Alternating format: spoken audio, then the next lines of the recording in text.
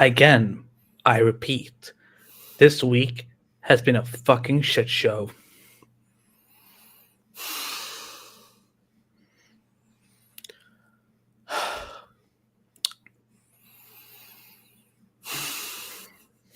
Should I just hit it? Fuck, I fucking hate this. I fucking hate this.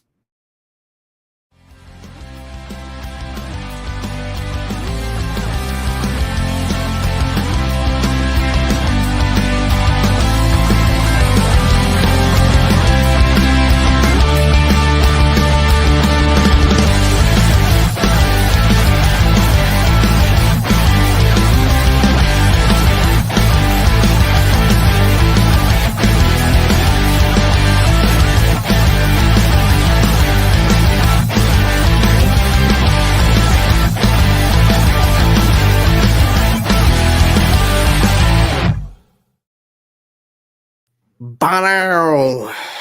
Hello, everybody. Welcome to Endless Multiverse, episode 40 with your co-host Chainsaw Reacts and Andy.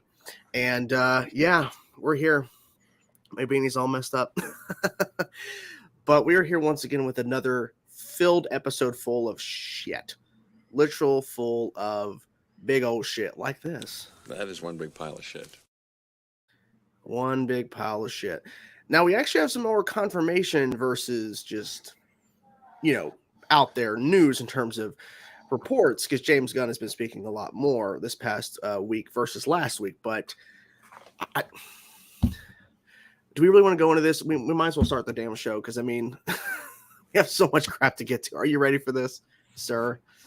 Another week of this? Oh, he's ready. Constantine, please.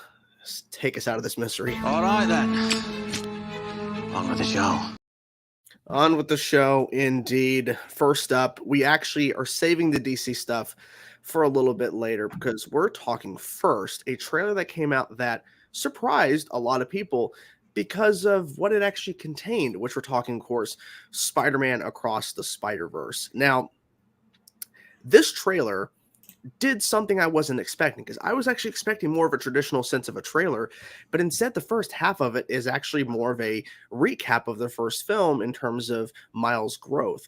And then we see in the second half a slew, tons and tons of different spider versions of characters. I can't even say Spider-Men because there was all variety. I think there was a spider werewolf at some point.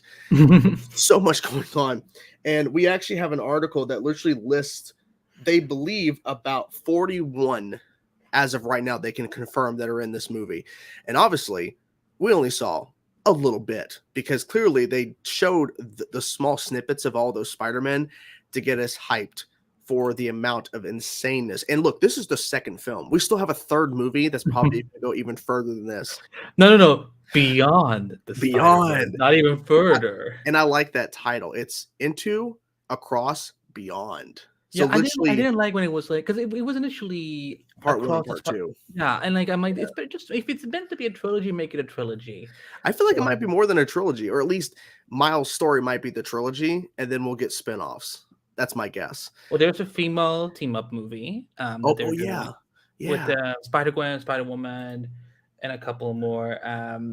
But yeah, I am. Okay, so I have the list in front of me too. I'm gonna send you. I have one more list I can send you that has actual photos. It's in private chat on StreamYard. Okay. Apologies for the dramatics, guys, but I am in grieving mood, so of course. Miles, Gwen, Miguel, Spider-Man 2099, of course, Jessica Drew, and a different version of Jessica Drew, Peter B. Parker, Mayday Parker, which is adorable, Spider-Punk, Ben Reilly, Cyborg Spider-Man, Spider-Man India, Peter Parker from the Spider-Man PS4 game. Somniac. Yes, Mary Jane and Annie Parker, which is crazy. So we have a version of Mary Jane who's become a Spider-Woman, or a version. Spider-Man Unlimited, which pretty much tells me we're getting the huge deal. Yeah, we're getting the 90s animated series. He has to. And I actually honestly think that Josh Keaton, like, he did not, when he said on Twitter a couple of months ago, I think it was this year or last year, he said, no, I'm I'm not. I haven't been asked, but I would be humbled. Contract. And then the list keeps on going in terms of a Mangaverse Spider-Man, Maybelle Riley, which is the Spider Woman that has like the Doc Ock kind of like iron spider legs behind her. And then the list keeps going. There's a version of Flash Thompson. Here comes Captain Spider, the bombastic Bagman, except he's only wearing the bag. He's not wearing a Fantastic Four suit. I guess that's probably they don't have the rights to. PlayStation Spider-Man, which is insane. It just keeps going. It literally just keeps going. I had forgotten about that game until you because I called him after the trailer came out. I'm like, did you see all these fucking people in this trailer? Because I couldn't, because we were sitting there like for like almost 20 minutes trying to find like who is it or who is it, because people were already screenshotting on Twitter and so on. It was quick. Like literally, I think people were already, when the trailer premiered, people are already pointing out from those quick shots. And it took a little bit to find Spider-Man Unlimited. But how did you feel about the trailer overall? And does this get you excited? I mean, I would assume so.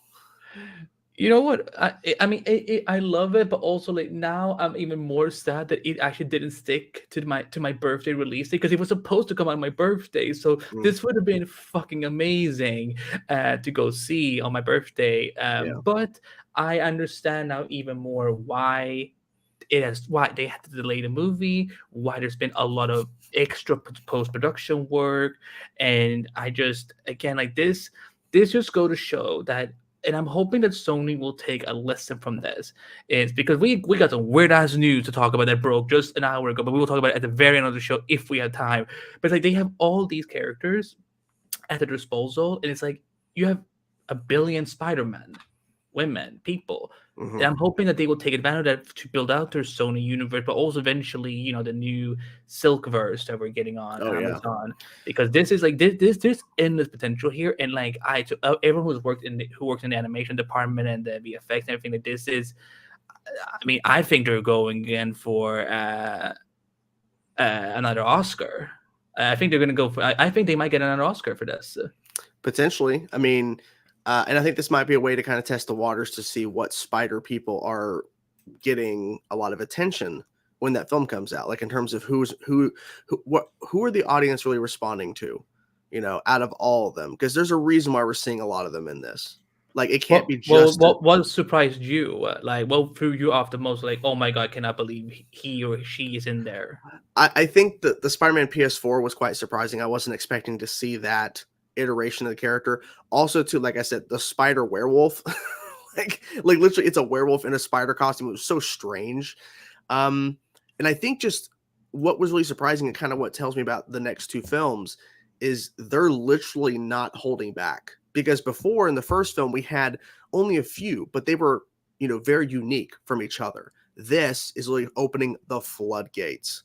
And so the whole idea of the third film being beyond the Spider-Verse, I don't know what the hell they're going to do. But in regards to this, they're pretty much live action. Like, what if he pops into a portal and he just like, what is that? There was what is this movie I'm thinking of where it was an animated movie and they come out. It's Enchanted. Yes. I mean, I don't know about that. I just feel that they're setting the groundwork for so much possibilities in regards to other spinoff films. And I wouldn't be surprised too, since we do have that Silkverse going on. Not saying like live action stuff, but maybe they do an animated series that's based around a character, and maybe tied into the Silkverse. No, I'm saying tied into this. Oh yeah, I think that's good. I mean, it's possible. I wish Sony had like a streaming service or something, because like if they did like Spider-Man cartoons with some of these characters, I mean, y'all that that would get the money. But I think maybe that's the point now with Amazon. Maybe that's like, you know, because I know they tried to do comic book shows before on like the PlayStation Network or something. It was called like Powers, and it got canceled only like one season because like barely anyone was watching it. So, But no, this trailer was phenomenal, and Jordan's reaction is now live on the channel. It's in the video description. Like spider everyone. You spider, you a spider. Now, before we get to the drama that is DC movies, we have some good DC news. So it's all about the Flash season 9. First of all, it's been announced that Nicole Maines, who plays Nia Nal, aka Dreamer on Supergirl, which starred Melissa Benoist as Kara Zor-El, will be appearing in the Flash's final season, with showrunner Eric Wallace teasing this about her visit. As Supergirl fans ourselves, all of us here on the Flash are super excited to have Nicole join Team Flash for a one-off adventure as we put together our final season. Nicole is a fantastically talented actress, and I'm so happy she agreed to be a part of a very special season 9 episode where I get to cross off one of my Arrowverse bucket list team-ups, having two fantastic reporters, Iris Westallen and Nia Null, investigate their own very bizarre and frightening mystery. Now, I got caught in 4K last week, so I have a little, I'm gonna admit it. So we're gonna play this little clip here from last week's episode, and let's give him a little chat, a little laugh. So here we go. Is in Vancouver till February. Is she on another project? Sorry, I was just trying to turn something off. Well, I don't know. Ask her. Yeah, I don't fucking know. I don't know. Ask her. I don't know. Ask her.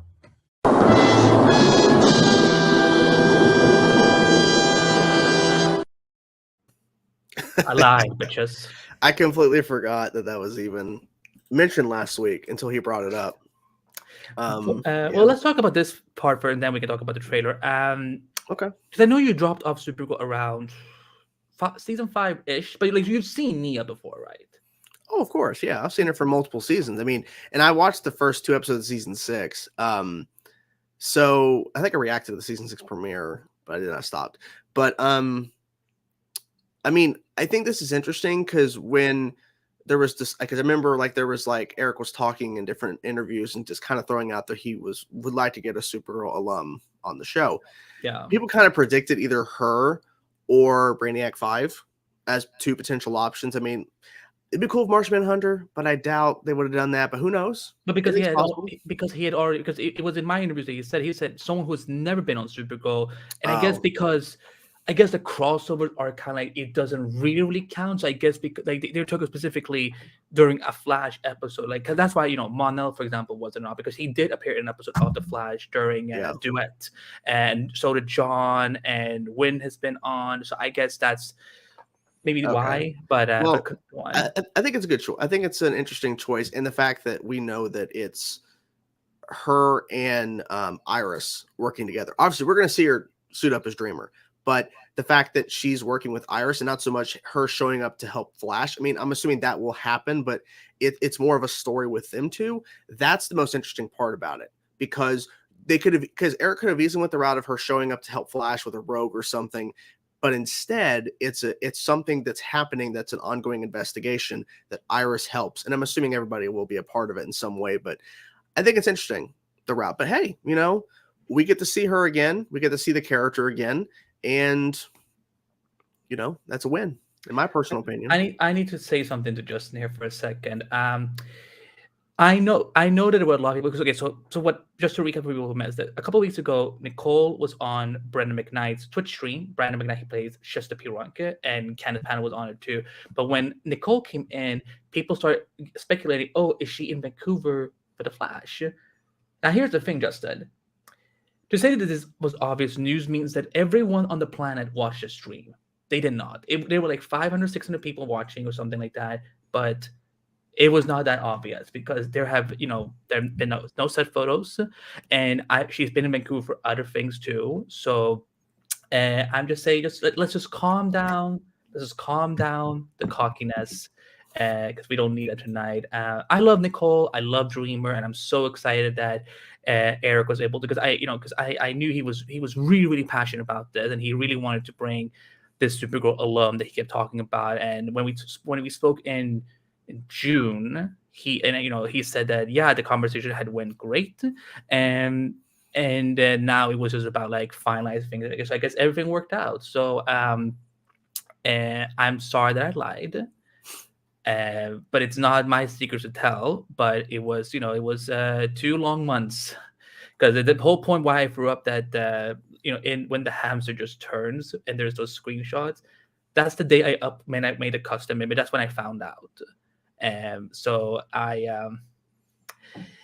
my poker face can sometimes be very dangerous because look, I just like I was like looking at my phone like, oh, I don't know, you ask her. Yes, there we go. But we're also gonna talk about the Flash season 9 trailer, the real fucking trailer.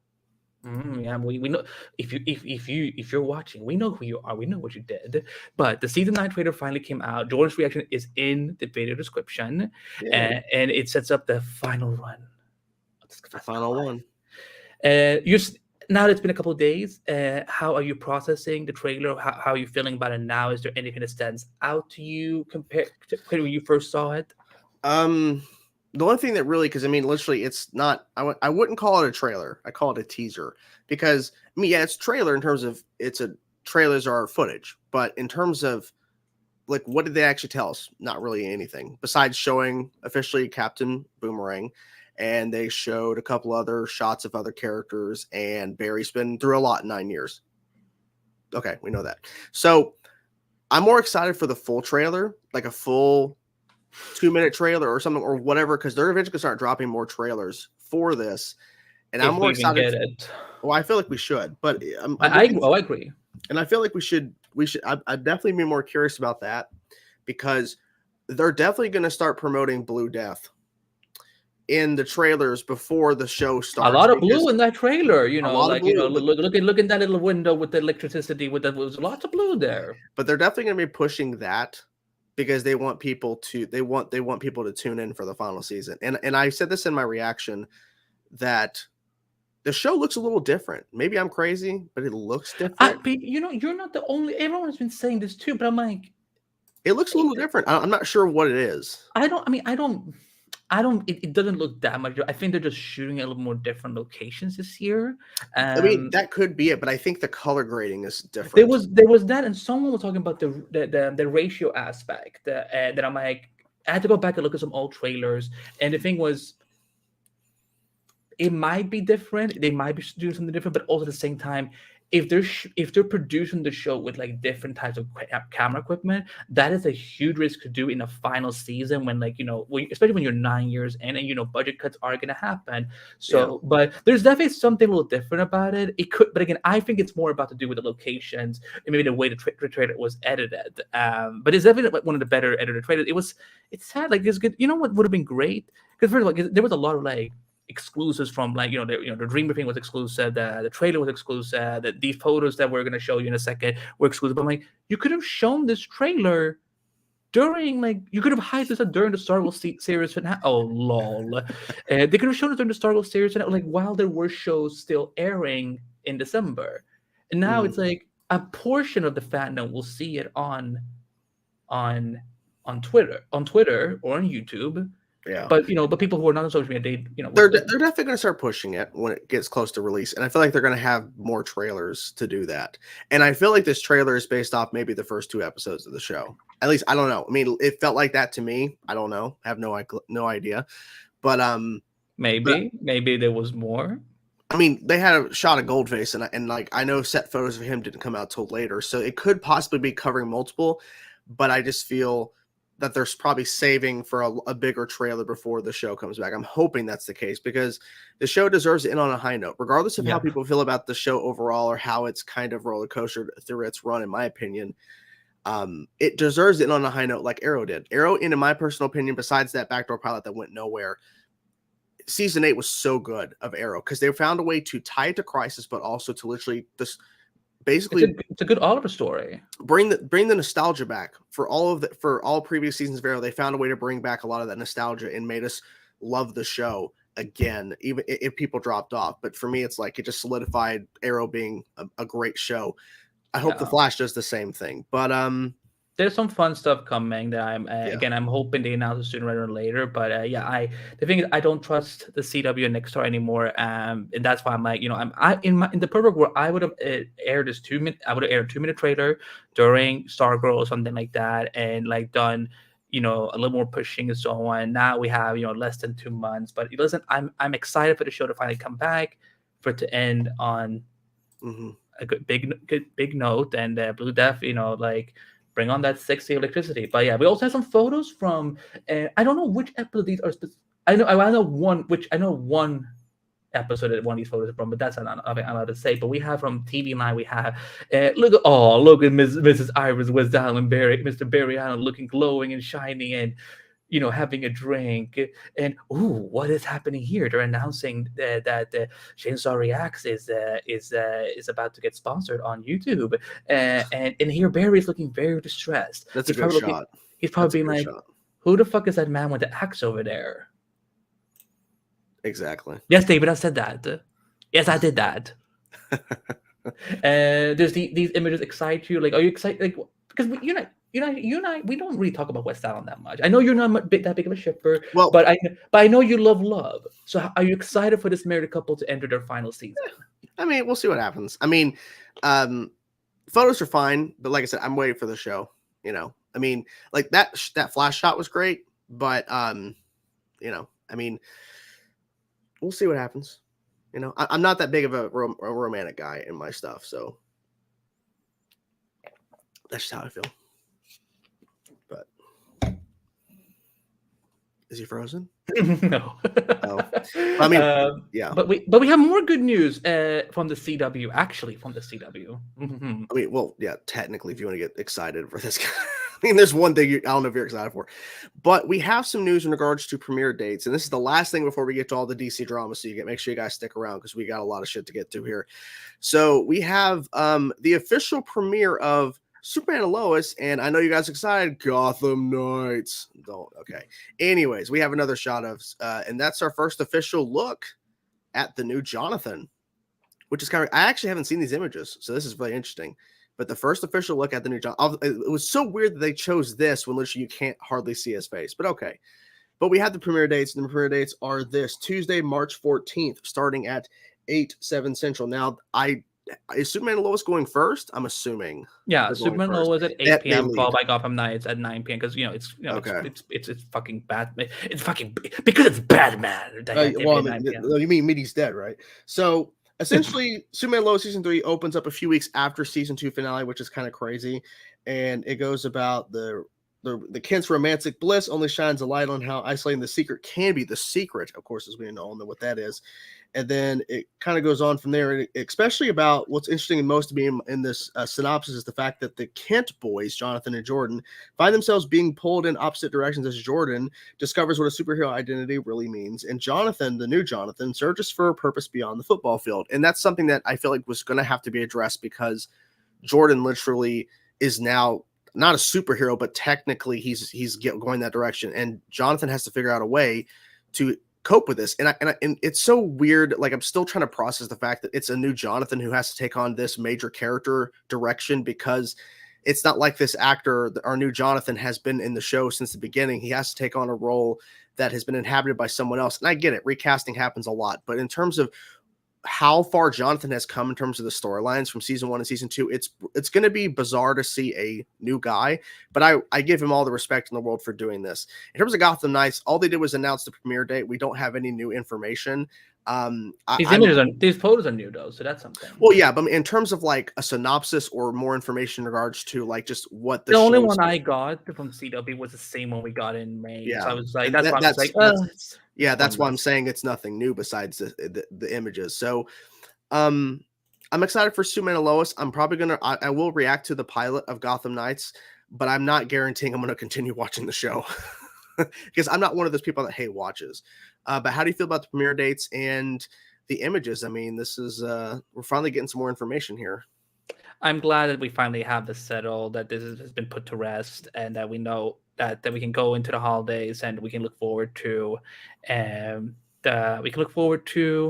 when these shows premiere and come back. Again, even though Gotham Knights is, and they're actually there, I think they just started filming episode 10, so they're almost done with their first season. So I would love to be wrong. I would love to, watch this pilot and just completely fall in love with these characters. And, because the thing is, I know that CW marketing does sometimes they do not do just as well for some of these shows. Like we talked about like a couple of months ago, how the first Batwoman trailer was very like low key, but then when we saw the pilot, it was actually better than what we saw. And so yeah, the synopsis. I think it's just so funny that Superman and Lois and the Flash are both doing this same thing of like, we're just taking place a week or so after what happened in the last season. Yeah. I'm like, bitches, do fucking time jumps. You've been gone for over a year almost. It's like, you're really gonna make us believe that these boys that it's only been a week? These fucking boys are still growing. They're in puberty. Well, luckily, at least for Jordan, he doesn't look too different. And the fact that Jonathan, he's completely different, so it doesn't matter. But at least Jordan doesn't look like he aged like a full year or whatever. He doesn't look older, in my opinion. But I mean, that does happen at times that happened on a show called Manifest, where they would literally have a few week time jump between seasons. But yet the kid in the show, who was a little kid, he kept getting older to the point where I believe the final season on Netflix, when they picked it up, literally had to recast the role to like an adult, and they did something with time jump or whatever, literally so that because the kid kept aging out of the storylines. So thankfully that's not happening here. Thankfully. We jumping into this crap? Hold on. Is there really nothing else we can talk about? Oh damn, there's nothing else in the document. Let's play some. Okay, let's do a palette cleanser. Let's play some clips just to prepare. Yeah, so let's yeah, you know what, we will start with some good old Barry.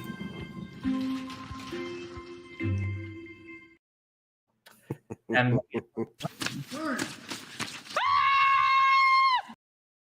how about me cackling like a witch?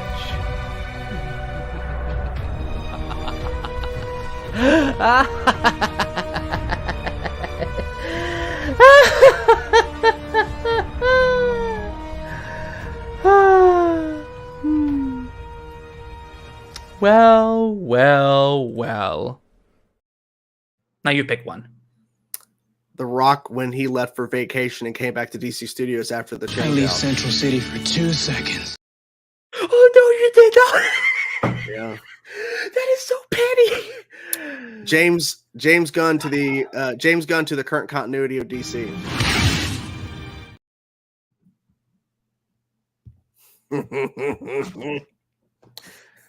I need to be able to see when I'm reading all this. So, Jordan, we're doing okay. So, guys, we have a super chat from Defiant. Oh, thank you so much. Thank you. Thank you to you both for keeping us all entertained each week. We do our best. Thank you so much. And guys, remember, if you want to support us, do with super chat. We'll take your questions immediately because we have a Mofos. We got a lot of Mofos. We got a lot of topics to talk about. So let's get ready. Let's do it. I'll help you. I'll get the images for you. Okay. So, this week, they were like, we need to torture them more, so we're gonna make them suffer every day on Twitter, in the trades, through their civil war, and so one thing that's kind of cool is that we supposedly have our first look at the DC Studios logo. If you want to throw that up on the screen, I dig it. If it's real, if it's real, yeah, that's the big question mark. But yeah, I do like it. I do like it too. I do agree with people who have been calling them out for like, they removed, because this is obviously the cover they had from the Defeated 2 when they first started. And I'm like, isn't it interesting that the only black character in that lineup is suddenly not on this poster?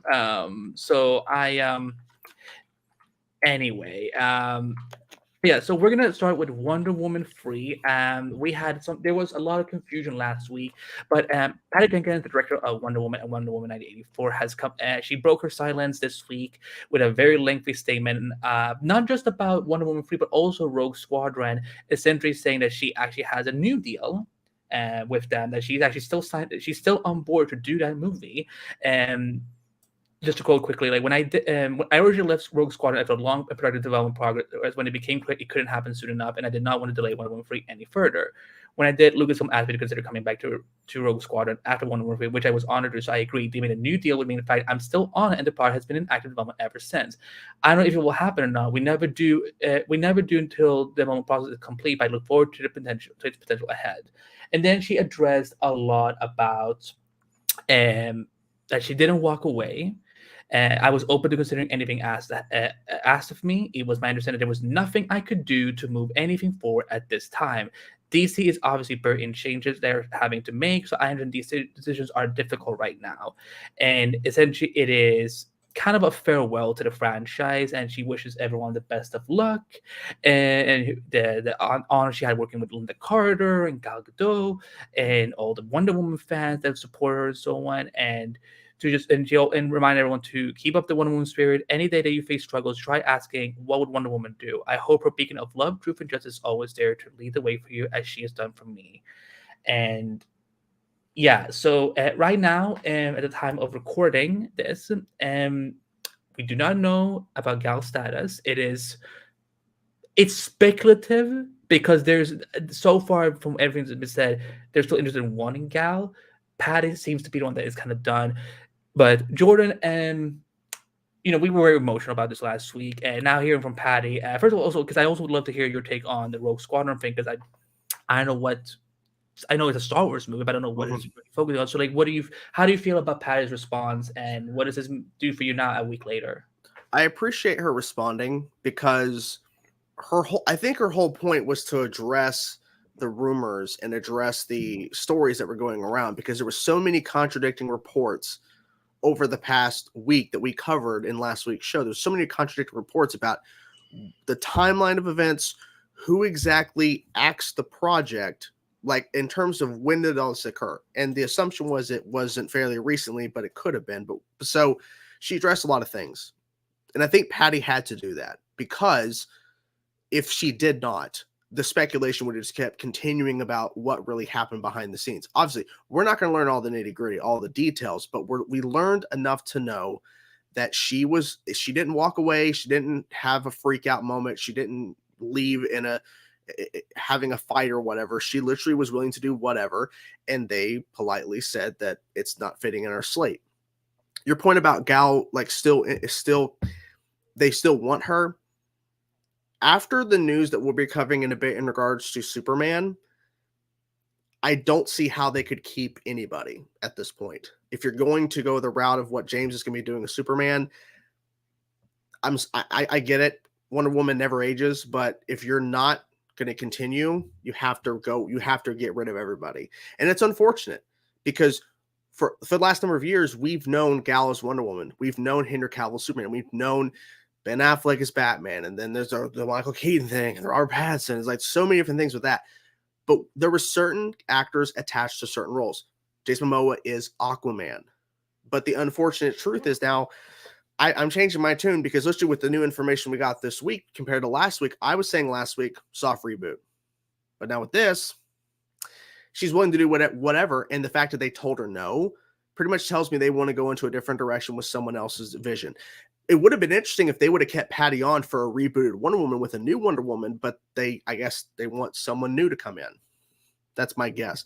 But I'm glad that she came out. That's the best thing. And plus the Rogue Squadron, it's good to hear, some development on that, because that was presumed dead for a long time. But it turns out the truth is she decided to step away to do Wonder Woman 3, the timeline of it, and then she was going to go back to Rogue Squadron. So that's interesting, because it was rumored that Rogue Squadron was dead, and then she just went back to Wonder Woman 3 because Rogue Squadron was done. But no, apparently this whole time it's still been in development. So I feel like that may be her next project. So we'll see. But I mean, I'm glad she came out and spoke about it. But how do you feel about her statement? And do you think it was the right move?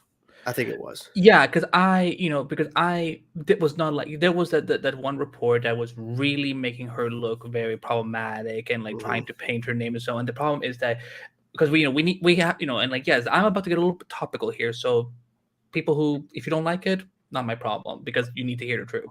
Women are judged on a different level than us men are. They can have a reaction and suddenly be difficult. Us dudes, it can be like, oh, it will be just boys will be boys or something like that. But like the idea that Patty is somehow like a pain in the ass, or that she's a bitch, or that she's difficult because she supposedly, like, she had allegedly emailed the studio heads of like, here's what a character arc and so on. And the thing was, Miss Jennifer, you're alive. Jennifer, hey. Welcome back, girl. Hi, Jennifer. Good to see you. It's been a long time. Thank you for being here, Jennifer. But so I'm glad that Patty came out. I think it was, of course, I think if she didn't want to say anything, I think that would have been okay too, because it's her life, it's her decision.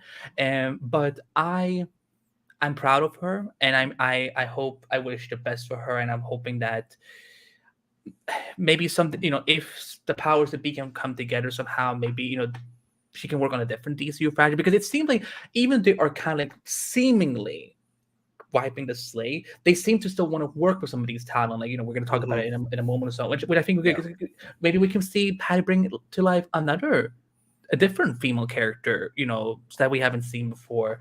And maybe, like if maybe she will direct a Justice League movie down the line. So, because I think she's very good with ensembles. I do like that about her. But Jennifer, the reason we are so clear because we haven't seen you in the chat for a few months. Yeah, we haven't seen you in a while. So we're so happy to see you. So welcome. I hope you're doing well and that your December is treating you well. But yeah, I'm glad for her. I wish, but she doesn't have to. I wish Gal would maybe say something too, but maybe it is because of contract. Maybe her man is like right now. I'm not allowed to. Just lay low right now. Well, as you notice, Henry didn't say anything until after the meeting with James. So I feel like it's going to be a situation like that. She can't say anything until she speaks with her new bosses.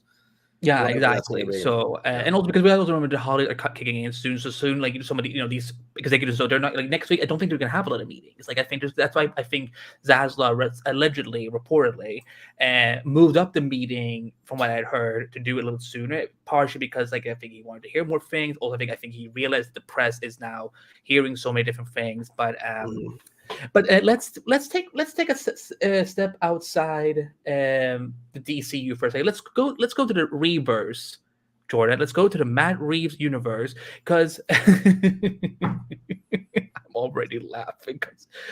So I'm gonna read you guys the quote here and see why this is so funny. So. This is so stupid, Jordan. What were they thinking? So Variety on the Wednesday reported that a well-placed source says Gunn and Safran are exploring the possibility of incorporating filmmaker Matt Reeves' iteration of Batman with actor Robert Pattinson into the wider universe, and it took less than an hour, I think. Because I wrote my article, I ran to the phone, called Jordan, and Jordan was like, "Why the fuck are you calling me at 9 a.m.?" I'm like, "Something has happened." It's never a good sign when you call me that early in the morning, my time. Yeah. I guess I got to be careful on your next birthday then, because if I, because I usually when I call people on their birthday, you try to do it as soon as I can in the mornings. But now, if I do it like 8 a.m., he's gonna be like, "Oh my god, Annie's dying."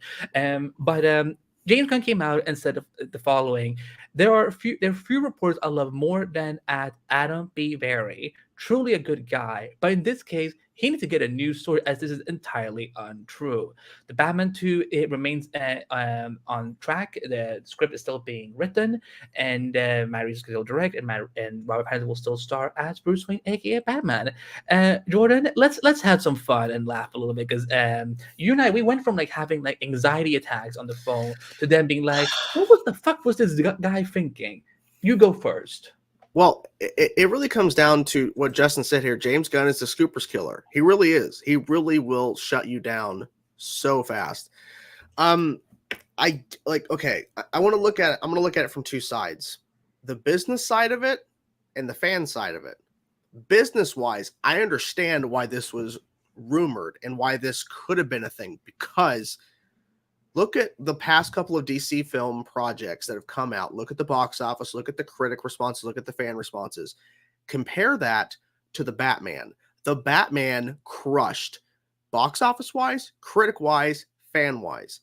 I understand why they business wise, why they maybe would want to use that as a jumping off point to do more stuff in this world, because it is separate. The fan side of me said no. Because literally the tone that Matt Reeves set up, I don't know how you could. I mean, yeah, Superman movie would not be dark like that, but I just don't know how you would. I don't know. I just feel like this Batman doesn't need to be incorporated with the rest of the DC universe. But I won't be surprised down the road, as I mentioned last week, that Matt Reeves would bring in a Superman at some point, but not the DCUs. But I'm glad that this was debunked pretty quick. And I kind of theorized James was going to debunk this because this was going everywhere like wildfire. And I feel like he gets notified or something, because this was really damn quick that he debunked this. But I'm glad that he did. But this, yeah, I mean, if this was true, wow, this would have been insane. But I'm glad that this was this was not true. Can you hear me now? Yeah, you were muted for some reason. Yeah, my mic has been maybe it's time to buy a new mic. Okay, I'm gonna try to put it delicately because I don't want even though I was laughing at this, I don't want anyone to feel that they're being harassed or anything like that. So, but I think it is very unprofessional that, because I feel that Variety in this case, again, I don't know this guy. I have never met him. I have no contact with him. I don't know his life, nothing. I'm just gonna go on an assumption I feel that has been going a lot of trades in the last couple of months. But I feel like a well-placed source, that's one source. You do not, you do when you have multiple sources, that's when you run something. One source could run with that is dangerous, because what's going to happen next time, Adam, when you report something? Now you will be known as the guy, one of the people. You're a trade reporter. Now you're known as one of the trade reporters that James Gunn publicly called out. He added you, son. Mm-hmm. He sure It's did. embarrassing. Mm. I'm not saying that he should be fired or anything like that. No. That's not what I'm saying at all. What I'm saying is that the trades need to fucking step it up a little bit, because I feel right now is that they've gotten very, very wild and goose with things, and I think this is a sign that something needs to be changed. Something needs to change now, because you have a filmmaker who's now the CEO, the co-CEO of this new studio that you're constantly reporting things on. And the landscape has changed. Exactly. So for me, I think it's embarrassing. Now again, here's the thing. A part of me initially did kind of believe, you know what, this is something I could believe that they were exploring it. I could never believe that same afternoon they had signed the I's and T's on the paper, like boom, Robert Pattinson is signing a 6-picture deal. He's going to be in the DCU. He's going to be in all these movies. So I never bought that, but I did honestly believe that they were considering doing this, because if with the other thing we're going to talk about, Jordan, and focus on something younger, Robert Pattinson really much fits into that. Now, Yeah. But now with this, maybe down the line, because what I've said this for a few months now, that I think what the great thing they should do is, if that Val Zod TV show is still happening on HBO Max with Michael B. Jordan, do you know who Val Zod is? Yes. Okay, cool. And maybe he can be the Superman of the Pattinson-verse. The Pattinson-verse.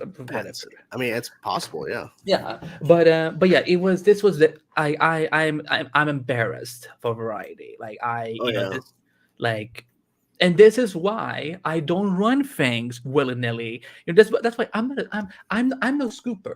I'm an insider, and if I get something confirmed, I will break it exclusively, or so on. Or if I know it's true, but the studio is not saying anything, I have to wait till it comes out. So, but we have more drama. We're now going to talk about the thing that I know a lot of people are going to be divided on. I think there's more sorrow than happiness, and I ask everyone in the chat to, let's be respectful. Let's be nice to each other. We don't listen. I know we have our own opinions, but we don't have to. I don't want to see the word cultist. I don't want to see toxic. If people are sad about it, let them be sad, but no attacking each other. So Henry Cavill, his time as Superman is over. James Gunn came out with an announcement on Twitter announcing that Peter and I have a DC slate ready to go, which we couldn't be more over the moon about.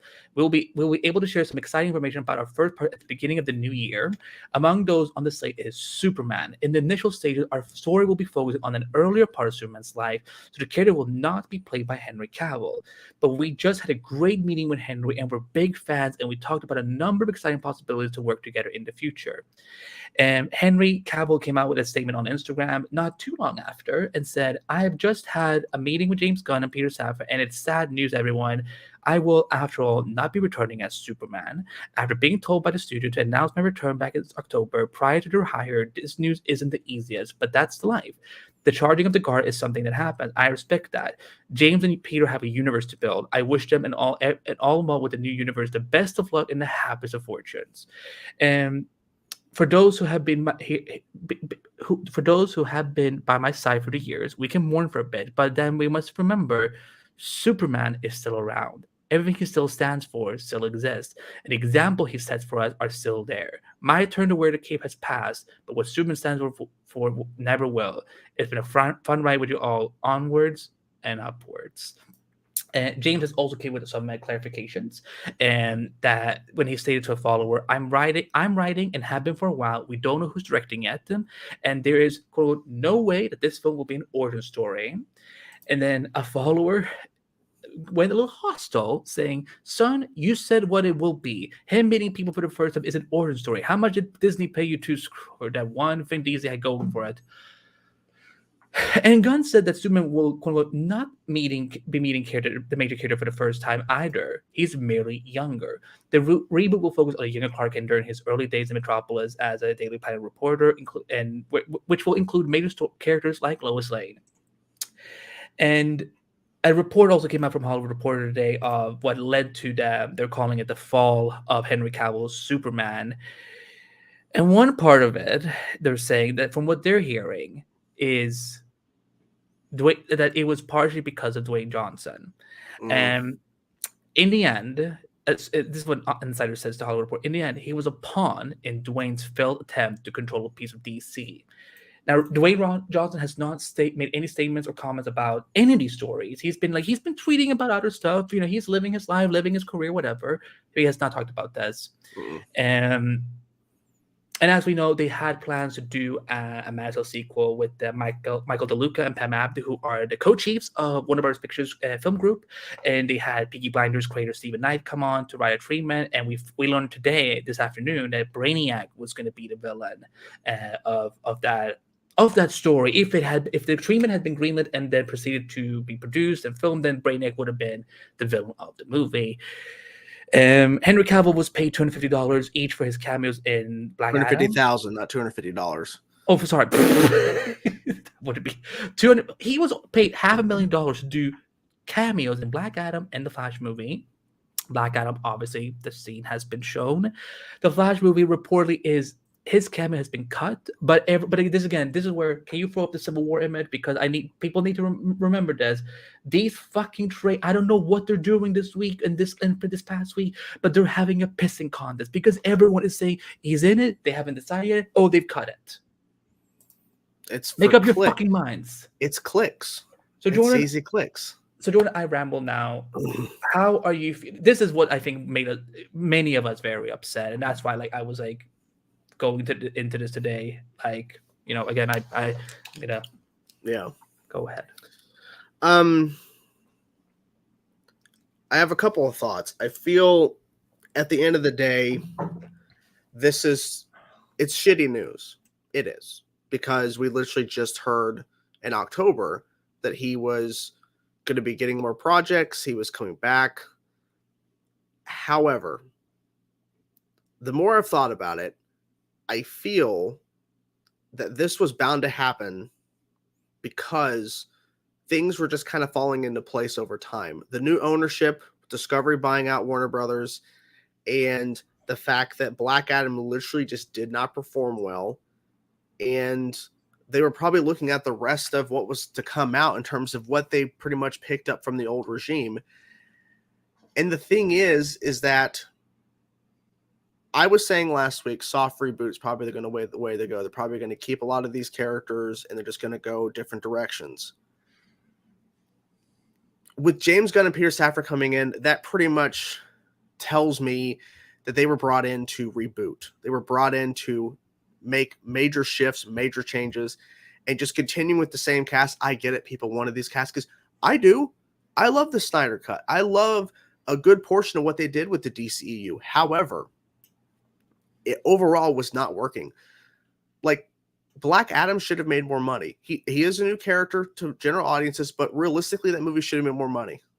But DC had been hurt so bad up to that point in regards to previous films that a lot of the audience decided not to go. I literally made a TikTok that got over 400,000 views talking about The Rock and Black Adam. And there was a lot of comments from people saying, I didn't even watch it. I have no faith. I didn't go see it. That pretty much told me there is a good portion of people that didn't want to go see it. So the idea of rebooting and getting rid of Henry, it sucks. But you have to think about the bigger picture. Would a Henry Cavill Man of Steel 2 Brainiac villain-led film been successful? It would have made money, but would it have been a gigantic success that a Superman movie should be? We don't know. And the fact is, they weren't willing to gamble. That's the thing. They don't know. I think the movie would have been successful. I think it would have made potentially $600-700 million, maybe more, if it was really good. No, and if the fighter kept going, they could have built. They eventually could have maybe got into a building because that thing you have to potentially. But there's so much baggage attached to what that has been established.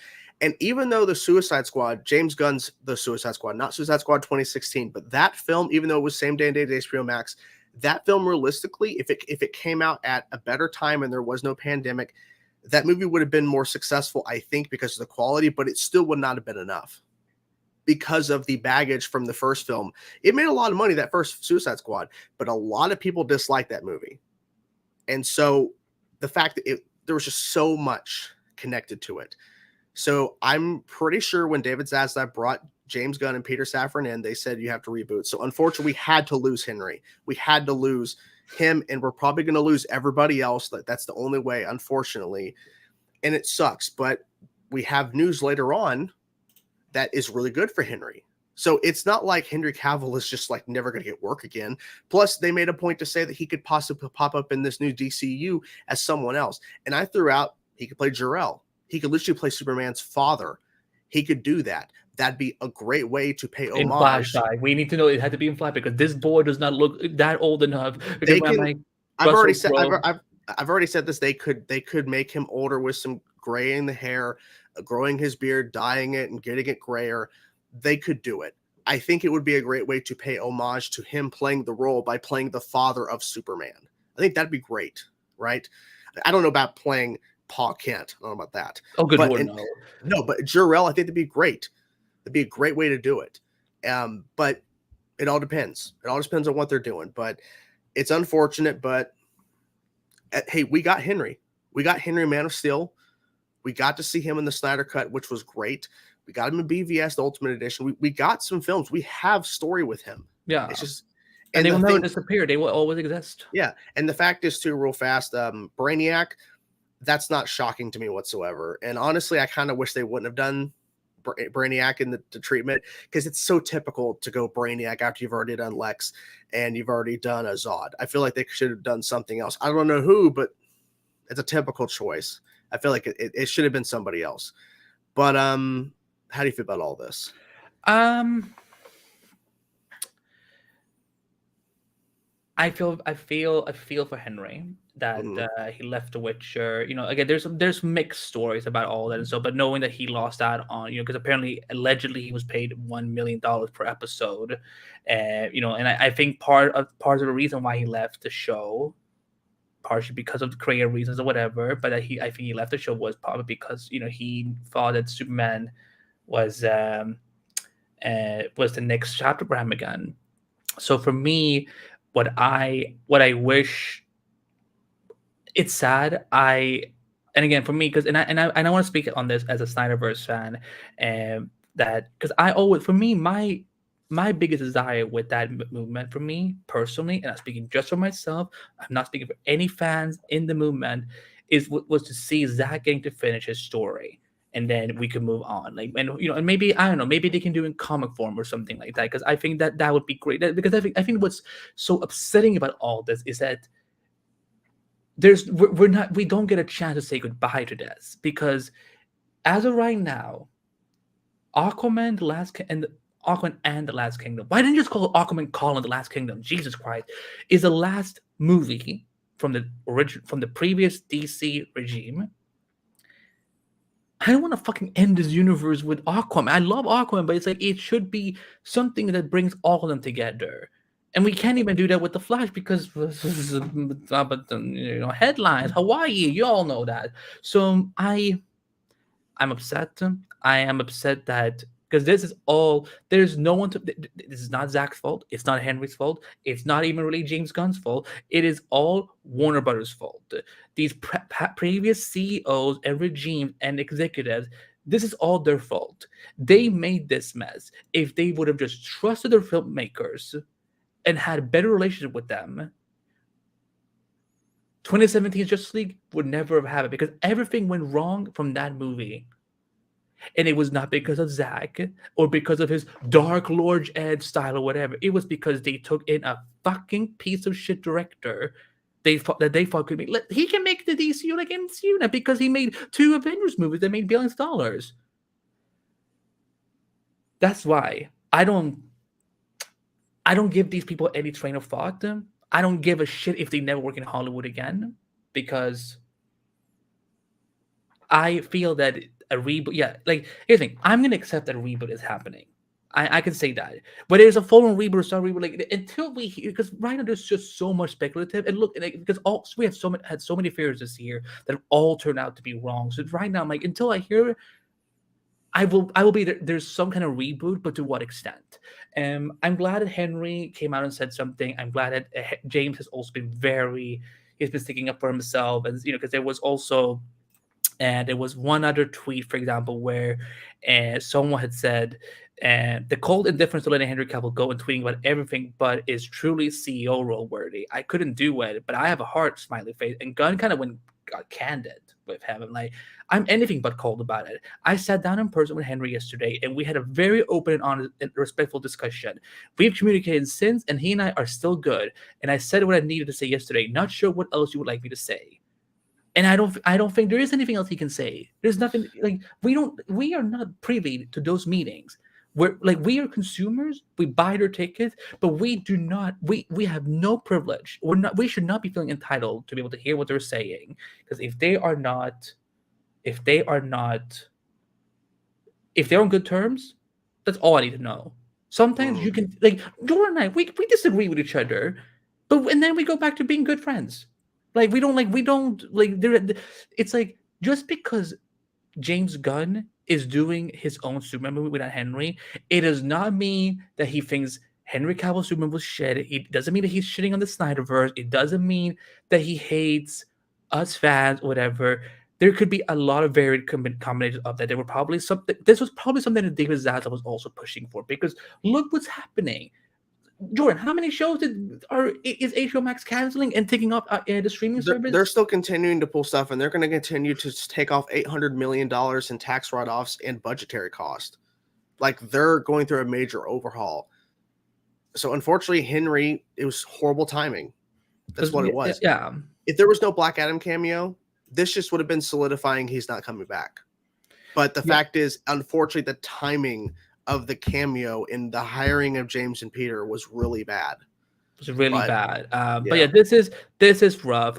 Because I think he is one of the best cinematic live action Superman we've ever had. I think for him, I put him at the top, among Tom Welling, Christopher Reeve, etc. So on. And I think that I wish, because and also because I will say that because I think it's so. If I can get petty, I think it's so cute that suddenly that everyone through the Black Adam cameo have acted as if they've all loved Henry Cavill's Superman for all these years. When listen, I was there. I remember from the beginning how much people were shitting on Henry Cavill, shitting on Zack Snyder and Man of Steel, and now everyone's just like, because he's gotten more famous, everyone's like, oh my god, it's cool to love him now. So. Yeah, I'm hoping that maybe we'll see him as a different DC character. I don't know if I want to see him as Jor-El. I kind of would rather see maybe he can play a villain, maybe he can play a different DC hero, because I think Henry Cavill is only going to come back if it's for a significant role, because Jor-El, spoiler, Jor-El dies and then becomes a Crystal AI. The Crystal AI, that's still a good role, I think. But I mean, it could be anything. Before we jump into the next bit of topic, because Joypad Jake showed up, and what's up? we hope that everything's going to be okay. But please keep us updated on this. We know you've had a rough go of it, but we're keeping you in our thoughts. I'm so sorry, Jake, but thank you for being here tonight, and thank you for everyone who's here as well. You're here, and please keep us updated on that. And also, I have to find her thing, because Jessica was saying about how first of all, recipes Kevin Conroy, of course. You mean Jennifer? Oh, sorry, Jennifer. What did I say, Jessica? Sorry. But also she was saying that she was going through a rough time. But we're glad that you're Jennifer. We're glad that you got through it, and we're sorry you went through a rough time. I hope you're still here, but it's been a lot. Like, Yeah, look, everyone goes through rough times. As long as you pick yourself up and you reach out to people and make sure you're not alone. That's what matters. God bless. Well, let's talk Yes. some more positive news. Mhm. Ben Affleck, who Batfleck. when James Gunn was asked on Twitter this week if Ben Affleck could maybe direct the movie, James had a very interesting response, and I quote: "Met with Ben yesterday precisely because he wants to direct, and we want him to direct. We just have to find the right project." And what I also think this means, after the Flash movie and Aquaman, that's likely that's the end of him as Bruce Wayne in the DCU. So, Jordan, if you could select a DCU movie for him to direct, which DC character would you have him direct? I feel like he's going to redeem what unfortunately fell apart a couple years ago. He's going to direct the DCU's Batman. He's going to do it. He's not going to play it, obviously. He's going to direct that film. He's going to come in and, because I'm trying to think in terms of characters, there's only a few in terms of if you look at his past work that he's directed. Yeah, I can bring up some just examples of people who I believe he directed The Town, Argo, and those are very gritty type films. The Town is definitely a gritty film. I was kind of shocked by some of the things in there. I was more surprised about Blake Lively's performance in that movie because I love Blake Lively, but I was like, she was so different from because she's at that time she was Serena. But I feel like this is going to be a great way to redeem what he was supposed to accomplish a few years ago by playing the role, also directing himself. I feel like he's going to direct the DCU's Batman project. And look, he wrote a script that featured Deathstroke. I don't think that's what they're going to go with, but I feel like it's going to be to where he's going to come in. He's probably going to co-write with somebody that he's going to be able to direct the new Batman. Obviously, we have Robert Pattinson over here, but he's going to be directing the new continuity Batman, and it's going to be a great way of a passing of a torch in a sense to where literally, because even though they saw it as Matt Reeves and Robert Pattinson, that's the passing of the torch, but that's separate. That was never that wasn't going to be like redevelopment, if anything. Yeah, so literally, I feel like this is going to be to where we're going to get that casting soon. We're going to hear the announcement, because I don't know who else he could direct. Obviously, they could say he's directing Superman because he loves Superman. That's my choice. That I think he should do Superman. I just feel like this is going to be a way that he can redeem it, because literally he was supposed to, and then he dropped out, and then everything fell apart with Warner Brothers. And it was just a really bad time for Ben. But Ben's in a much better place. He's definitely bettered himself. And I feel like this is his time to come back and crush a Batman film. And he doesn't have to worry about playing the character. And two, if they talk to Henry about playing a role in DCU, Ben Affleck could play a role in DCU. Not saying he's going to be playing, some major role. Hold on. I have the perfect pitch. Okay, get ready, everyone. Okay. Super Cafe. They play the Superman and Batman with simple costume. They just sit in a coffee shop and they drink coffee.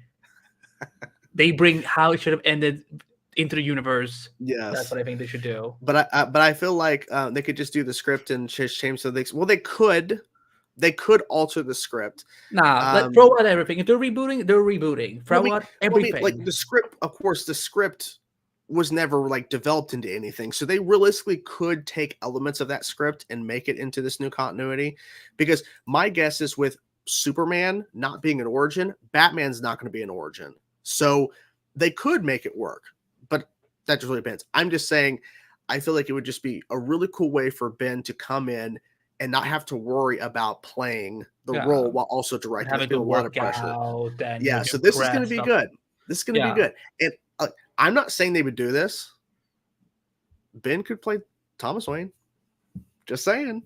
He's getting up in that age now. I mean, he could literally be Thomas Wayne. We could literally have flashbacks of him as Thomas Wayne in the film. Of course, I don't want to see the origin of. I don't want to see the death. I don't want to see. I don't know. I'm done. I'm done. So, but the thing about Batman Begins, where they had a couple of things where we see the flashbacks and everything, and we see those moments. I feel like that'd be really interesting to kind of do that. I'm just asking, do not show the damn pearls fall and kick in. I don't want to see it. Yeah. Don't want to see it. But the reason Batman Begins, I think this was because Christopher Nolan produced Man of Steel. His way of doing origin story, it's never linear because we literally the ship crashes in Canada and suddenly Target's on a boat, and I kind of prefer that. But again, we don't need to see everything. Also, because when Man of Steel came out, we were just 2 years away. It was 2 years after Smallville had ended. We had just spent 10 years with Clark Kent on television. So, for me, I would love to see him direct Superman. I think that would be fun. I think because I don't want to. Because I don't think I'm talking about as if I know. I don't know Ben. He's only walked past me once at Comic-Con. That was it, and I got thirsty. But with that said, I think Superman would be an interesting choice for him because I think I think Ben is very much about hope and inspiration and powerful messages. But also, Jordan, I don't know if you remember this, but many years ago there were rumblings about him maybe doing Justice League.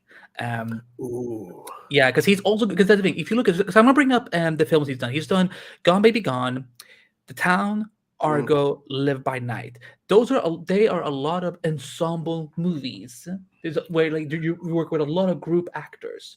So I think Justice League would be perfect because I think he knows.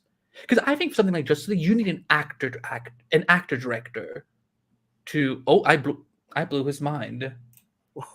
I want this now. Jordan, this is Jordan right now. Suit me up, Uncle Alfred. No suiting up, no. The idea is we've heard about when the Russo brothers communicated with a lot of the directors of the other characters that they were taking on for Avengers and working with those directors. Ben Affleck literally could be communicating with those directors of these characters leading up to Justice League and really bring forth the best of their respective roles. Almost be like the head director almost because so for example every TV show they have a main director that is kind of almost with the show for most of its run or whatever and so on. Ben could do something like that because I also think when you do something like Justice League or Suicide Squad or JSA or Legion, I think you need an actor director. I think that's why, for example, some of one of my favorite directors is Tom Welling on Smallville. When he did his episodes, every cast member, like Jessica Parker Kennedy, who plays Nora Excess on The Flash, she talked about it last year that Tom is still one of her favorite directors she ever worked with. And I think it's because when you have actors directing actors, there's a more of an understanding. That's why I think it's great that they had someone like James Gunn, he's a filmmaker, he's a writer, and he's a producer, but he is a filmmaker that he can talk to other producers, other writers, and other directors are coming on board to these films so that what happened to Batgirl doesn't happen again. Go on, sorry. No, because to your point, that's why the co-president thing is there. Because Peter Safran, of course, has those connections, but James Gunn is the creative who has worked on major ensemble things. And the fact is, too, I can tell you right now, I'm not saying all, but pretty much everybody that has been in a Guardians film is going to jump ship to DC to be in a project. Now, I'm not saying that it's going to be to where they're going to all play major roles, but they're going to appear somewhere because they all want to work with James. There was a point someone made online that literally everybody that has worked with James Gunn loves James Gunn. And for that, it's we're going to see Zoe Saldana show up somewhere in the DCU. We're probably going to see... Maybe she could play Vixen? Possibly. We could see Dave Bautista's probably going to show up somewhere as well. If they're going to find... You know who he wants to play, right? Bane. I don't know. Rex just brought it up too, so yeah. Well, we were faster, Rex. So you're slow, Barry. No, I'm kidding. But what I'm saying here is that I think I'm glad that Ben is, and because now Ben has his production company up and running. So I think that the fact that they've already had a meeting is good. What is next? Okay, well, there's more drama, of course. Let's jump. Let's take a swim, Jordan. Let's get wet. I regret saying it instantly. I'm so sorry. Variety reports, despite the hiccup earlier this week, two sources tell Variety that before Gunn and Safran took the reins of DC, Warner Bros. Co-chief PM they had to tell Aquaman 2 director James Wan to reduce his reshoot budget for the Maritime sequel, which has already expended to $205 million over production. Any further tweaks to any of the 2023 movies as to fully incorporate into the new DC could easily cost millions more. Well, shit.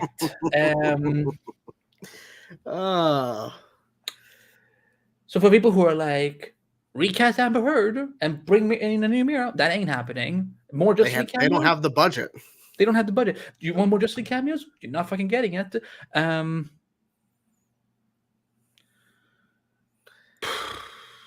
Basically, this means it's going to be harder for this movie to break even. If they're way over budget already, it's going to be really hard for them to break even. I mean, assuming it has any struggles, because like, look how well Aquaman 1 did. Now, on the other hand, that's true. I'm just saying it's been almost 5 years now since the first one came out. That's risky. Well, I mean, if you compare the budgets of both, I mean, if they're way over production like that, it's going to take longer to break even. And obviously, Aquaman out the gate wasn't a huge success box office wise. The opening weekend wasn't like 100+ million; it was like 70-something million, and then it just kept building over time. And the first Aquaman movie had a reported budget between $160 to $200 million. Mm-hmm. So, I heard that from some people who worked on it, said that the post production work was like I'm not saying a nightmare, but it was definitely not one of those it was not financially easy for them. Yeah. So, but yeah, see. Let's talk about this for a second. Because let's go back to the Flash a little bit with Aquaman, and I mean the Flash movie, and not the season 9, which Lord, if Grant Gustin could save us all right now. And I wish. Because I was on the Culture Nerd podcast a couple days ago, and we talked about this was before all the other news came out. So we were going off last week's report. We felt like, oh, this is the worst. It cannot get worse than this. We were talking about the idea that Flash and Aquaman, they've already been postponed so many times. At this point, if this is the end of the DCU, swap them, find a way to retool that Flash movie ending, and because. What I feel most disappointed in is that we will not get a conclusion, and if we won't get a chance to say goodbye, we're just not going to have them anymore. Mm-hmm. Yes, Jason Momoa may pop up as Lobo, Henry Cavill may pop up as, I don't know, he'll show up as Mon-El, and he will still have an S on his shield. There you go. Congratulations.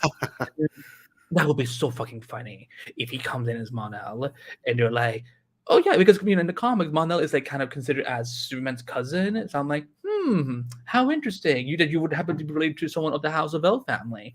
And yeah, I'm worried about what this means for Aquaman 2. I hope that everything looks good, visually, because because I think has this come out yet? Just to avoid myself getting in trouble, I'm gonna pull back because I don't know what I was about to say if it's actually been revealed already. But if they are doing things besides Atlantis, it has to look good because because you're seeing those featurettes when they're just swimming around and when they're on these devices or whatever, exactly, harnesses or whatever, harnesses. Thank you, on harnesses, so on. So it's those are it's not simple to make that, but let's move on. So we have some quick tidbits from James Gunn because this boy loves himself on Twitter, so we better hope that he doesn't lose Twitter.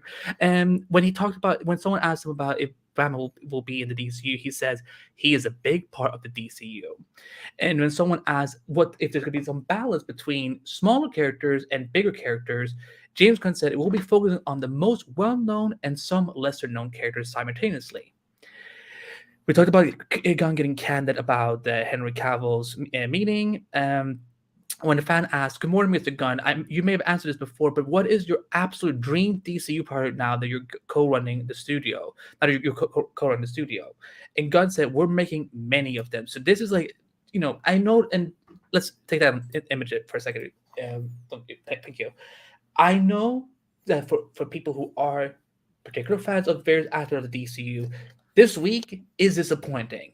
We are not saying turn down your feelings, shut down your feelings. We understand that people are upset and pissed, but I think we again, and I'm not shilling for James Gunn because giving it he's on he's walking on water right now when it comes to me. Like I want to give him a fair chance to see what he and Peter Safran does. We need to start remembering that there's two of them.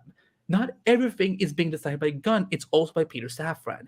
And there's also Michael DeLuca and Pam Abdi as well. And it's all approved by David Zaslav. It's not like they're just willy-nilly doing whatever the hell they want. Yeah. So, Jordan, some of these details that we just talked about, how does that make you feel? Like, are you like, okay, so I'm in the mindset right now that, and I tweeted this last night after more news were coming out, and James, of course, been tweeting more. I respect the hell out of James Gunn, because James Gunn is going into the Lion's Den. As I told you this morning, he goes into the Lion's Den every fucking day now. He goes on Twitter and he's answering questions and he's dealing with shit, because even though he's not responding to a lot of it, he is seeing the mountain of shit. Literally, once again, we're going to play the fucking, this is what James Gunn sees every day on Twitter now. That is one big pile of shit. Because literally it is a giant pile of shit. Now people say it's his own doing. Technically, sure, but blame Warner Brothers Discovery and Zaslav for wanting this, because this would not be happening if Zaslav didn't approve it. So, and as Andy was saying, and like I said earlier too as well, Zaslav probably made this an initiative for Peter and James when they came on board, that you have to reboot. They probably looked at the numbers, probably looked back on all the things that happened in terms of Man of Steel all the way up to now where there's still films coming out, and probably went, let's reboot.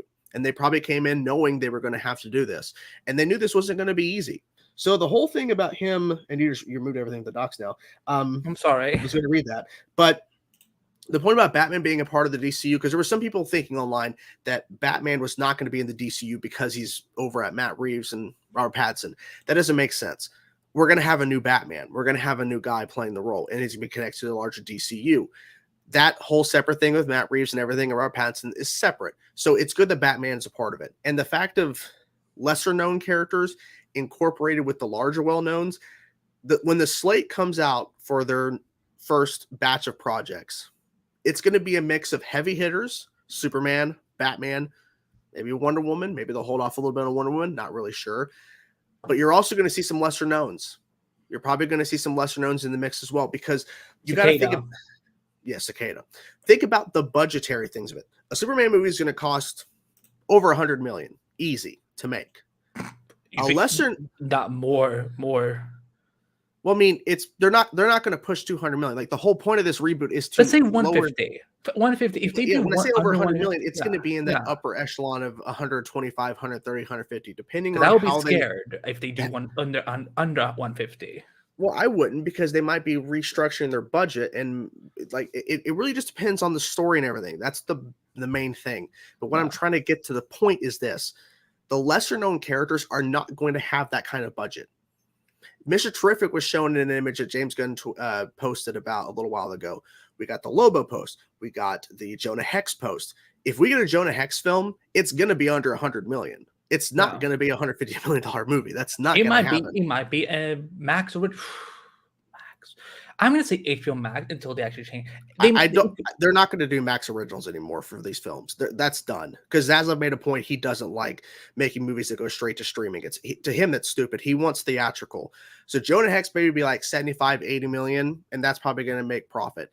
It all just depends. So we're going to see the mixture of higher budget DC projects and lower, because what has been happening, if you look at the budgets for the last number of DCU films, actually look at all of them, the budgets have been so damn high on every single one. And I understand Marvel did this too. However, Marvel has been successful, and they've been profiting on their film. They also let it pay off. They stuck to their guns. Like DC did not. That's the thing. Well, I want to say that I don't want to say DC. I want to say Warner Brothers didn't stick to their gun, because Warner Brothers panicked every single time something didn't go their way, or it was a slight misstep. Batman v Superman didn't make $1 billion. Oh no, we got to retool Justice League. We have to retool Suicide Squad. And it just really goes to show that what the way they were going about wasn't working. So that's why they're going this new route, and you're going to see less budgets, because they have to make it make sense. Because a Justice League movie makes sense for it to be $200 million. A Batman movie doesn't need to be 150, 200 million. It doesn't need to be. It doesn't. So they're going to really not say to the point where they're going to tell really small scale stories, because as a fan, we're going to tell big scale stories. We're going to tell giant stories, but they're going to be very cautious on that budget. And that's probably why the whole Aquaman thing happened in terms of them going over budget, is because it's a major issue. So I have the budget in front of me for because Wikipedia actually lets you like rank from top to bottom. So the highest one is 2017's Justice League for $300 million. Yeah. BBS 250, Man of Steel 225, Aquaman 200, 184 200, 195 for Black Adam, can be debated. The Suicide Squad got 185, Suicide Squad got 175. That's kind of funny that it was only 10 million. That was a no, that's not. That was not even remotely what I meant, but that's hilarious. So so scroll up slightly more because the thing is covering. Okay, so Batman v Superman should not have been 250. It should have been 150, 175. It should not have been 250. Man of Steel should definitely not have been over 200 million. No, that's ridiculous. Aquaman makes more sense because you have all those underwater effects for post-production. Wonder Woman 84 definitely should not have been 200 million. That is ridiculous. The Wonder Woman number 1 at 149, that's a better number. That's why Wonder Woman, if Wonder Woman 84 would have came out in theaters and there was no pandemic and everything was fine and whatever it came out of this, it would have made obviously more money, but the 200 million, like, that's not justifiable. I'm sorry, because that movie, in my opinion, wasn't a bigger scaled film than Wonder Woman. It wasn't. But it's not always about the scale. It can also be about set cost. It can be about what that's why they're going to pull back. That's I know, but I know. I'm just responding to what has happened previously. Let me just click on this. I want to see what, like, okay, so Aquaman, then BVS, then Wonder Woman, then Suicide Squad, then Man of Steel, and pretty much from here it's all like the only one, like Shazam is the only one that is like a doable. That's great at 100 million. That's 100 great. million. And that includes marketing, from what I understand. Domestically, and wait, why is US and Canada together? Shouldn't Canada be in like an other territory? No, Canada is a part of the United States box office. Okay. And then domestic. Worldwide, and other territories worldwide, I guess, is 225. So this is what, like, I think they wanted. At least if Black Adam had not caused that, if this had caused 120, this would have been fine. Oh yeah, that would have been a way better response. But it is 100 millions too much, or almost twice too much. And also, this is a joke, but we all know whose fault it all was. Well, I mean, it wasn't just the replacement director; it was also Warner Brothers that was mandating changes. So it was a mixture of a bad situation. Only allowed to be 2 hours long.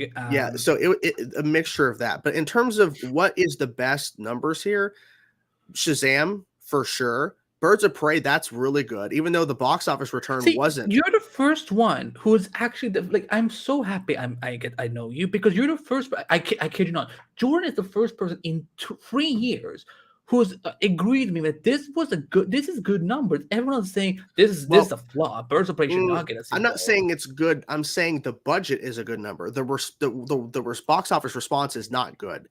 But in terms of its budget, it's a modest success. But the budget is definitely what is way better. If they would have had Birds of Prey at 150 million, oh my god! Oh Lord, yeah, this would have been But in terms of if the film was better, because in my opinion it's not that good, it would have made more. But I think the release date too, it got hurt bad in a month after it came out. So unfortunately, it dropped off fast. When did the pandemic strike? Was it middle of March, early March? It was hitting pretty much everywhere, like pretty quickly.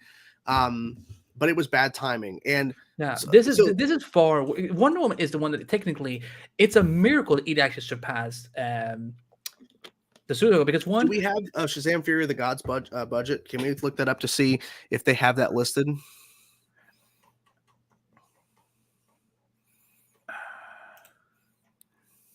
It has not been reported yet. But you'll likely start seeing it around late January, February, because that's when some of those. I'm going to guess it's probably going to be around the 100, or it's probably going to be a little bit higher. I don't expect it to be like 150, 200 million. I don't think so. The problem is you have Helen Mirren and Lucy Liu, and you also have a rising star in Rachel Zegler. secular. I think that's why the budget may have been bumped a little.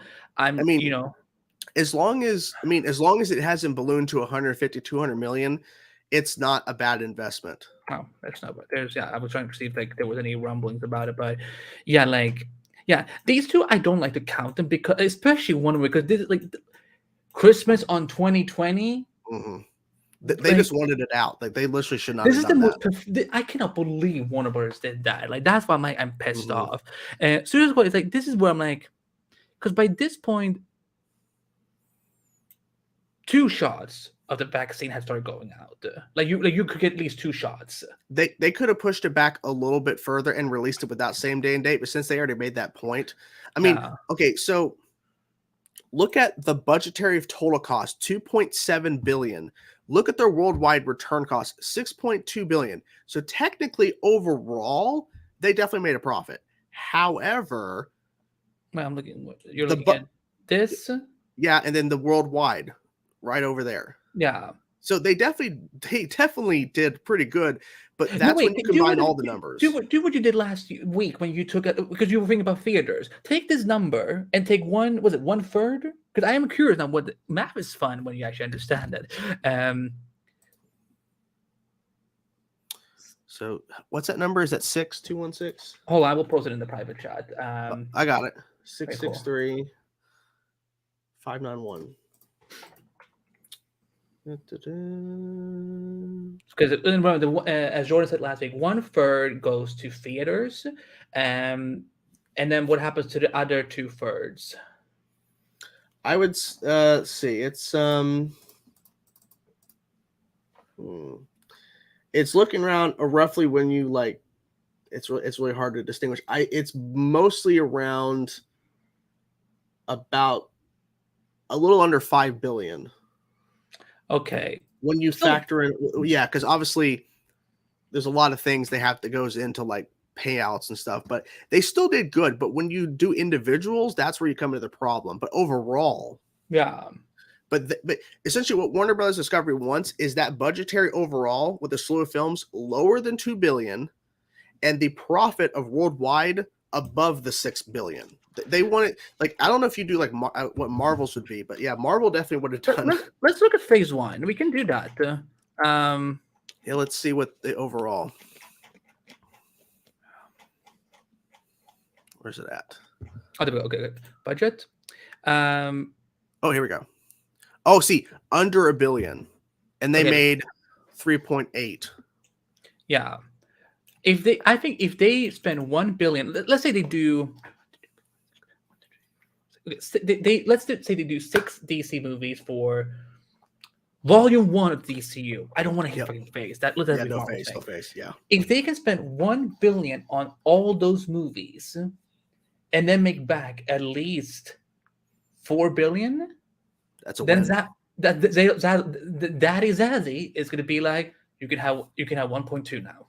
Mm-hmm. So math is fun when you try to think about when you do it together with someone, it's easier. Yeah. But yeah, that's it for all the details. So we have 2 final news items that are more positive. It's a fun talk about. Make sure you guys are liking the stream. We're up to 40, and feel 40 free likes is the goal. And feel free to support Twitch too, because I will say this. Oh, by the way, guys, because this is our last show before the holidays. Jordan will be live next Thursday to talk about the Ben 10 universe. Maybe I'll stop by into the Benverse. Into the Benverse. Into the Benverse. Yeah. So we will not be back until Friday, December 30th. Well, actually, so next Friday, the 23rd, we are dropping a video that we're recording next week that I think many of you, given what's been going on lately, I think a lot of you guys will want to pay attention to that video.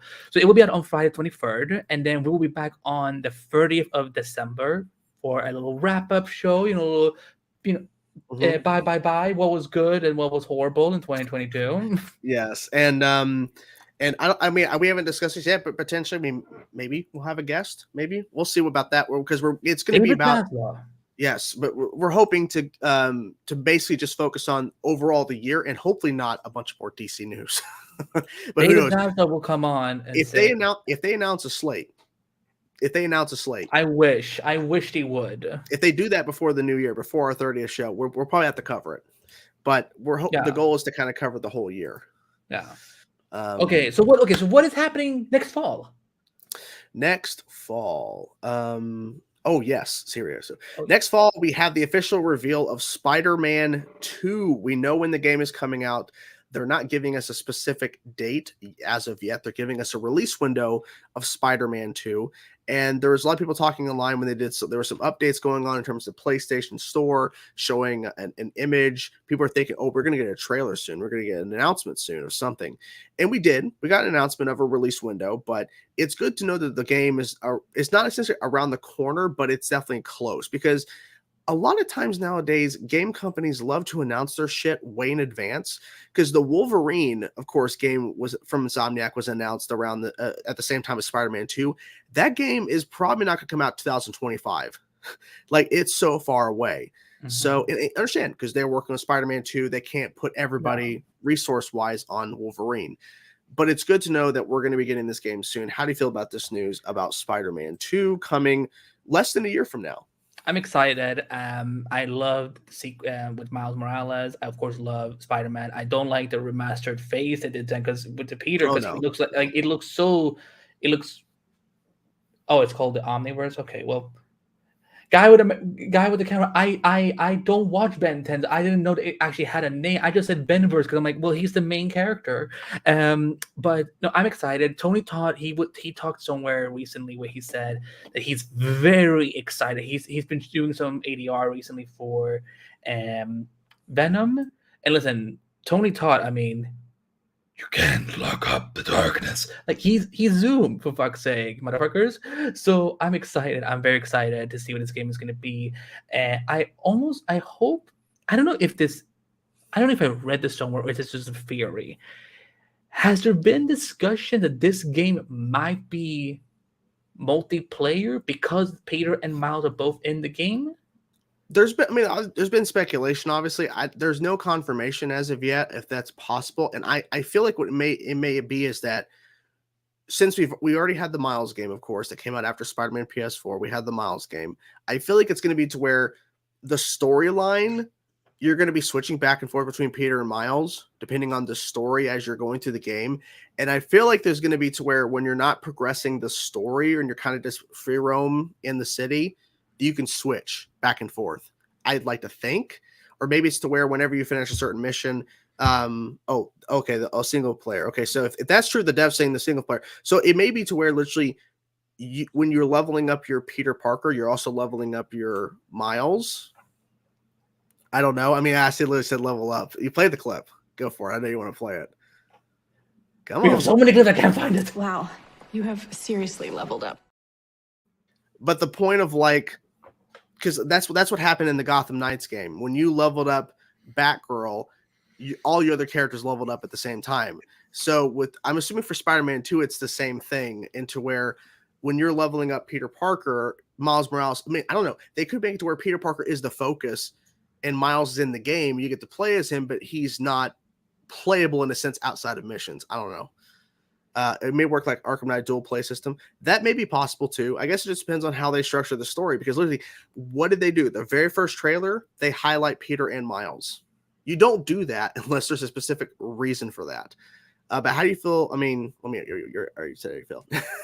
Don't talk about the Gotham Knights game ever again with me. But let's end the news discussion and then go into Q&A with some happy news, because our boy Henry Cavill is not gonna stay jobless forever.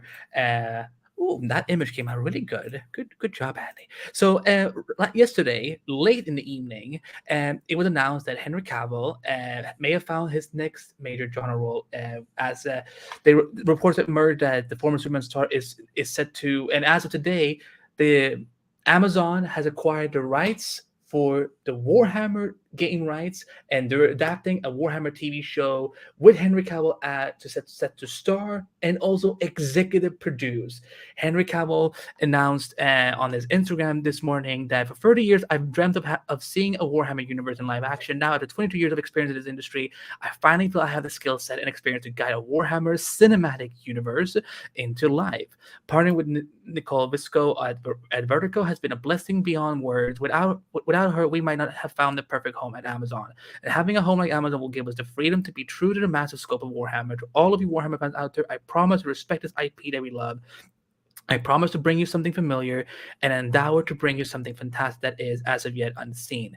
Our first steps are to find our filmmaker, creator, and writer. Watch this space, my friends, for the Emperor. Whatever the fuck that means. But God bless.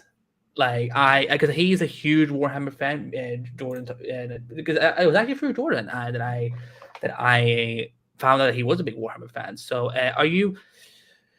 Neither of us have played a game. We don't know anything about Warhammer. All I know it was that the guys who were playing that at my game store were so fucking intense and would bully us Yu-Gi-Oh kids because they're like, you're sitting at our table. I'm like, don't see your name, bitch. So walk away.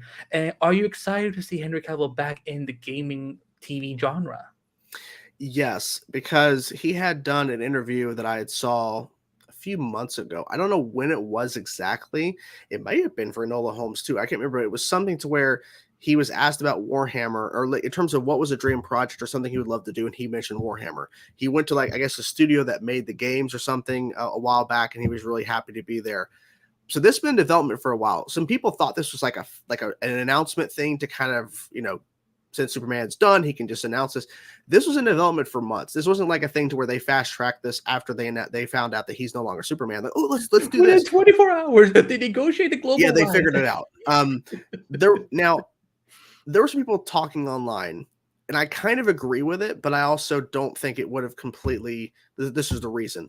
There were some people talking that they thought there was initial discussions about the reason why Henry Cavill left The Witcher is because Superman. I don't believe that.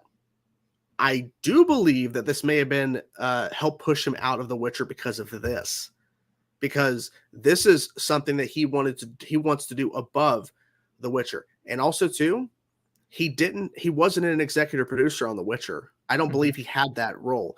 Here, he literally is going to be in those rooms developing this universe, developing this show, developing whatever else comes from it.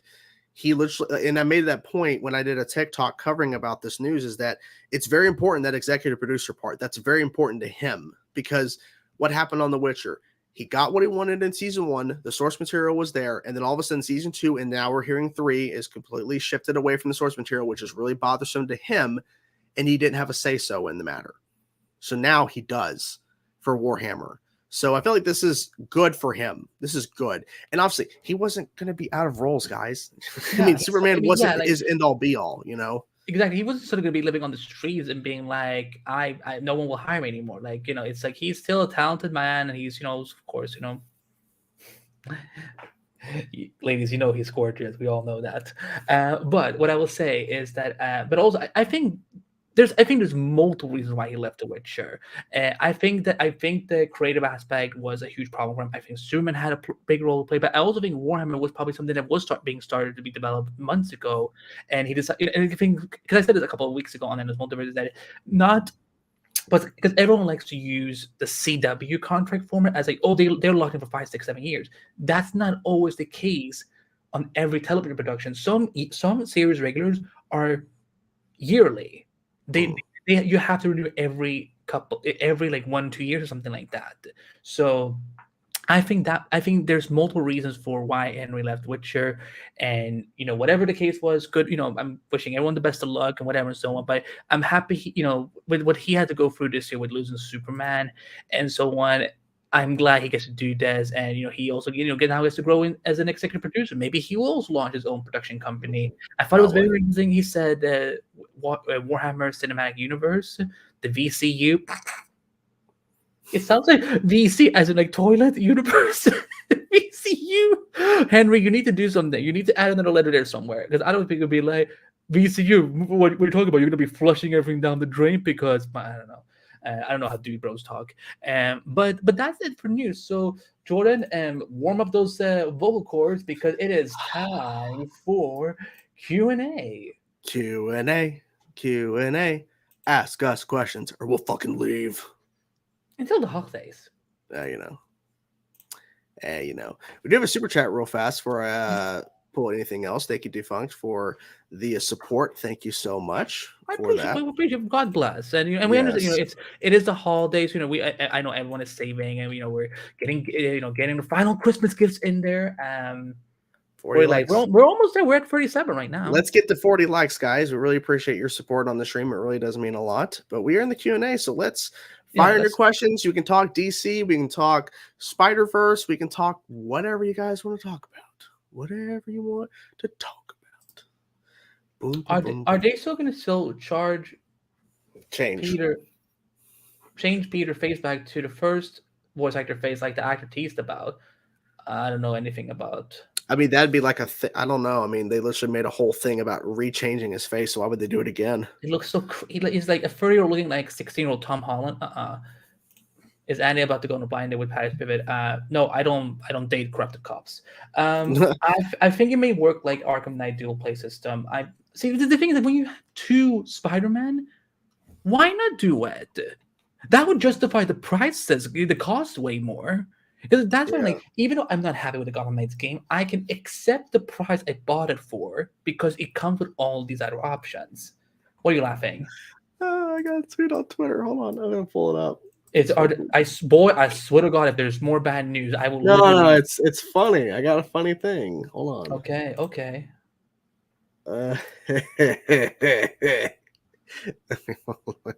Let me reset my thing.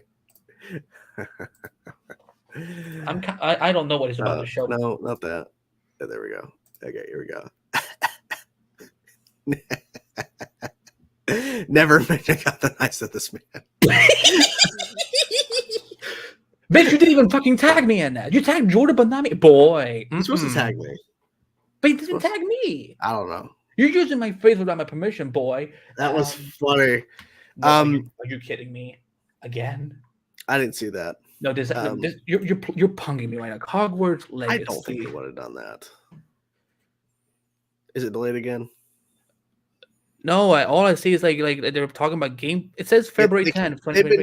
They've been kept showing game. I think he's just messing. Do you think that James Gunn will be doing a year 2 storylines for the Trinity? I don't know. I mean, Matt Reeves already did a year 2. But I mean, I think they could continue that. I think with Superman, I think they can easily do that. I think with Batman, because this is what I love so much about Zack Snyder's Batman was that he was he wasn't in his prime anymore. Yeah. But maybe we could, because in Smallville season 11, when they did the comic that's tied into the show, that Batman had been active for 12 years, but he was still like relatively like close to Bruce's age, to Clark's age. So this is true. It got delayed for PS4 and Xbox One, not the newer consoles. Well, obviously, yeah, because they're making these games more primary for newer consoles. So yeah, I understand it completely. Why do you think it took so long for Spider-Man to become available on PC? Yeah, that'd be cool. He's not wrong. It's not a bad idea. I feel like Black Cat's gonna be a main character in the sequel, unlike where she was in the DLC. You listen to me right now. You're telling me that because your phone battery was about to die, that you didn't have time to go at Andy, and then my name pops up. How many Andys do you follow? If he would have at Andy, maybe his phone would have like died right then before extending the tweet. Oh, and yet how are you sending this? I don't know. Yeah, that's what I'm talking about. Let's see. Let's scroll up a little bit. Somebody got Twitter Circle. What's a Twitter Circle? I don't know what Twitter Circle is. Rex says I sent you guys something in a Twitter Circle. I don't know what the hell that is. I don't know. I don't see it either. Let me keep going.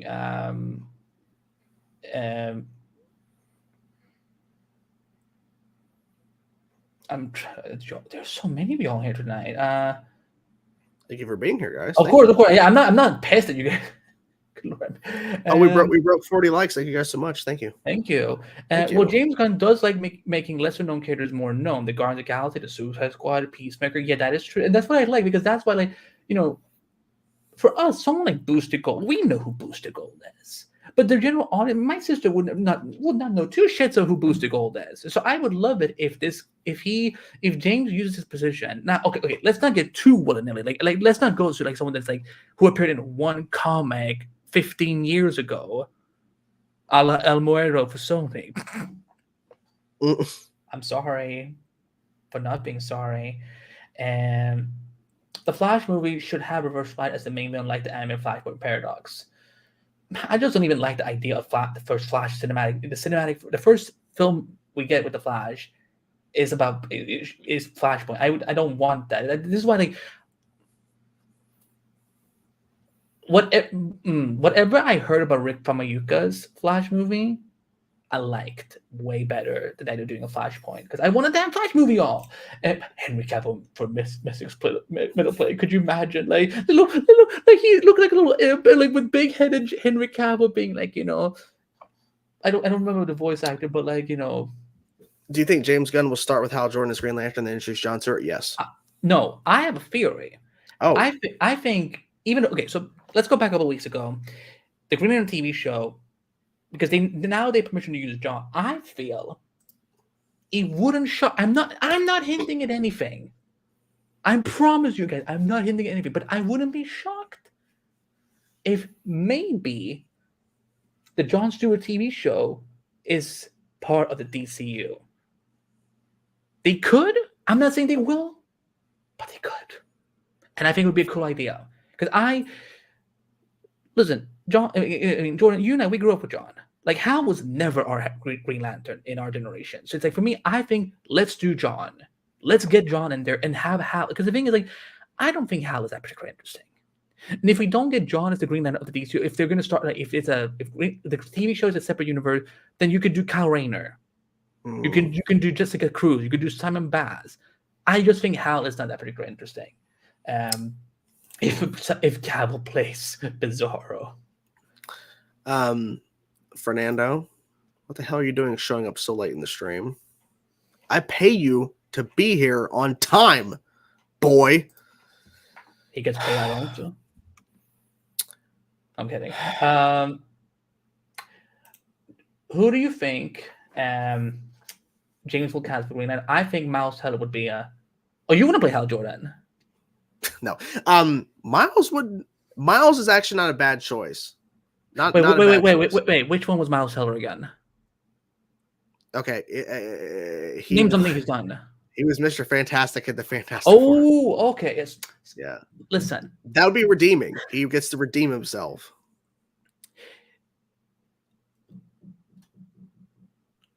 Which Green Lantern, though? Alex, tell us which Green Lantern you think you should play. That's a good question. This is one of the oldest ideas, but I don't mind. I think Jensen Ackles will make a perfect DC Batman. At this point, I think he's too old. He doesn't look old. I will say that, but yeah, I think that whoever they get as Superman, they're gonna cast someone close to that age. He sure did. He got that axe. He sure did. Let's bring up that axe. We haven't seen. Hal Jordan. Okay. Daddy's face. Oh, look at him being so pointing and angry and white and bald and old. But Alex says Hal Jordan. That's not bad. There might be a better choice, but Miles has proven himself, and he was not obviously the actors were not the problem with Fan Four Stick. They were not the issue. Maybe one of them was. So. I don't know who you're speaking about, but anyways, I don't think Kate Mara is that good. I mean, I don't think she's bad. I just feel like overall the story and the production was just horrendous. Yeah. Oh, and I don't put anything on the actors. It's all on the studio, the writers, directors, and the production and so on. But I think there's better choices than Miles for Hal. But at the same time, if they announce tomorrow that if they announce the cast of the Justice League, like they announce Green Lantern, Batman, Superman, if they announce Miles Teller as Green Lantern or anybody, that's not a bad choice. No. Stop making him. Yeah. No. I will. No, I will watch Michael J. Wyatt, Jon Stewart. I do not want Chris Pratt anywhere near this franchise. Chris Pratt is too old for Hal Jordan. If Chris Pratt was going to pay someone in the DCU, it'd have to be someone who's older. He's going to voice Crypto because he loves voicing everything. Sure, but in all serious, I understand you don't like Chris Pratt. The point I'm trying to make is this: when James said that they're going for a younger Superman, everybody else is going to be younger in terms of their main roster. So Hal Jordan is not going to be played by, I think Chris is in his 40s or about to be in his 40s. Wait, let's ask. Hey Siri, how old is Chris Pratt? Chris Pratt is 43 years old. Oh, no. Good girl. No. I thought he was about. I found these results. If they announce Superman the actor's age is between 25 and 30, no, Hal Jordan is not going to be a 43-year-old man. I'm sorry. It's not going to happen. I want to show you guys a comic. Hold on. I want to show you a comic that I hope they pull inspiration from. Hold on. My freaking headphones are killing my ears. So, wait, what are you laughing at? Reynolds gets a second chance. No. So when I was 16, 17, that's when I first started buying comics. This is the first comic I ever owned. It is Superman Earth 1, Volume 1 by J. Michael Straczynski and Shane Davis, who did the art. This was the part of a new graphic novel and lineup, Earth 1, we call Earth 1, that focused on younger takes on some of these characters, but also complete original stories. Like for example, they created some different villains, for example, and they did a whole trilogy. And I think this one in particular is such a good, like, if we're talking about modern Superman stories, and we're looking, let's say he's in his early 20s, he's in Metropolis, whatever, he's just, he's been there for like 2 years or something. This is some good material to use from that I hope James Gunn is considering, because the thing is that the thing that I want people to remember, because this is not going to be popular with everyone, but this is my opinion. Just because we have James Gunn, it does not mean that we're somehow going to go back to the Christopher Reeve era. It is over. Clark and Superman has evolved as a character, so has all these other characters. It's going to be more joyful, but it's not going to be to the point where there is no stakes or there is no tension or some serious moments. It's going to be a mix. It's going to be a blend of what we would expect from a Superman comic. Because I feel like James Gunn is going to find that balance. Theo James, who's Theo James? Look him up. Who's Theo James? No, he was in the Divergent movies. No, we're not casting this boy. I know. I'm gonna pull up an idea for Green Lantern. Okay, for Hal Jordan. Oh, thank you, Free Dubs, and good to see you. I'm gonna pull up. Someone's already mentioned this, but I feel like this might be a good choice for Hal. Ready? Don't say Steve Amell, please. No. Steve Amell's not getting anywhere near this shit. As Hal? Yep. Glenn Powell. Somebody already said in the chat, but people have been theorizing he might be a good Hal. He also might be a good Green Arrow as well. Charlie Hunnam. Well, that's been rumored for years, and I feel like at this point it's not going to happen. Who knows? But I feel like Glenn Powell, if everyone and their mother can complain about John Krasinski getting cast as Mr. Fantastic, I'm going to do the same for Charlie Hunnam as Green Arrow. And that's fine. But the John Krasinski was a one-off thing. But I feel like with this, he's in. I think he's 34. He could definitely play younger, and I feel like he doesn't look that old. Yeah, he doesn't look that old, and he's jacked. He's ripped, so he wouldn't have to actually train a lot. So he could literally play the role. And I feel like just like looking at images of him, like literally, I think he could pull off Oliver Queen. He could pull off Hal Jordan. There's a couple of ideas, and I feel like since he is a rising star, people keep talking about him. I feel like they might try to get him for something, because it feels like James Gunn is. I'm not saying he's going to go after all stars or rising stars, but I feel like we might get some lesser unknowns in this. But I think he's a good choice for something. Guy Gardner? Oh, he's a total Guy Gardner. Yeah, that makes way more sense to me than Finn Wittrock as Guy Gardner. Because like Glenn he's a great actor, but he has that kind of like smug, cocky face. But I do think it's interesting that a lot of people want to see him in something DC. To put Oliver Queen for sure. This is the big question. If James Gunn is going to direct something, what is he going to direct? That's the question. What project would he do? I don't think it's going to be Superman. Could be wrong. I don't think he should, because you know what actually just came out right before we started recording. So one of the former executives, he was at Warner Bros. Many years ago, and Greg Silverman, he responded, and I think actually it's a good point. I really wish James had hired someone to write this.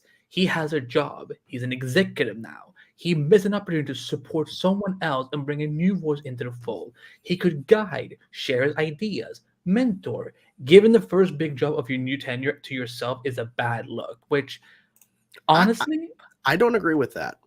I understand the point. I can agree with it to some degree. I don't think he's entirely right, but I don't think he's entirely wrong either, because it's like, well, also too, he's comparing James Gunn to other executives. James Gunn is not a traditional executive, in a sense. Have we ever had a filmmaker become I don't know. There may have been times where maybe, but not to this level of something like this. But also too, it's like this.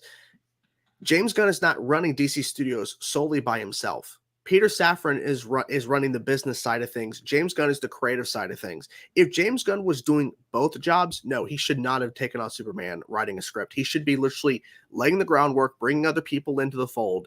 And they probably have already done that. I bet you right now, James Gunn and Peter Safran have already hired writers to cover multiple projects, because they're literally going to be announcing a slate soon. These projects are being worked on right now by other writers and other creatives. The fact that he's covering Superman, that just probably shows the significance of what they want to do with this character in this film. But it doesn't mean that it's a bad choice.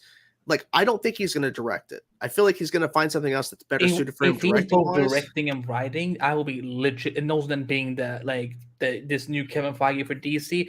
And here's the thing, because I will be okay with him writing it if it means that no other project suffers because of it. Because he like, for me, this is his priority. Co-CEO, executive producer, director, writer. That should be his priority. Everything that comes underneath after that, whatever. But for me, I can understand what Greg is saying, because I do think Hollywood has a problem of having very repetitive voices. You guys know that I am always striving for more equal opportunities for minority groups, for members of the for the LGBT community, for people of color, for marginalized groups that have not gotten a chance to take a part of this industry that is, yes, I'm going to say it is very white dominated, white male dominated. It is, and I'm not saying it to be a douche or to somehow to reverse racism or anything. It is a fact.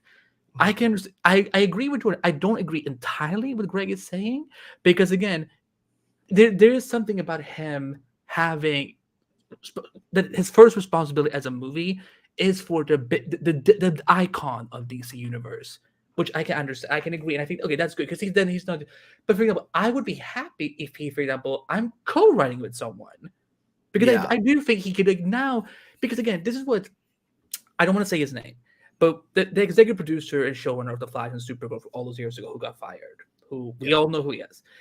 What made me like him so much was that he was one of us. He was a passionate nerd who wrote comics. He wrote episodes for Justice League Unlimited. He's actually the one who created Black Siren and the Justice League Unlimited cartoon.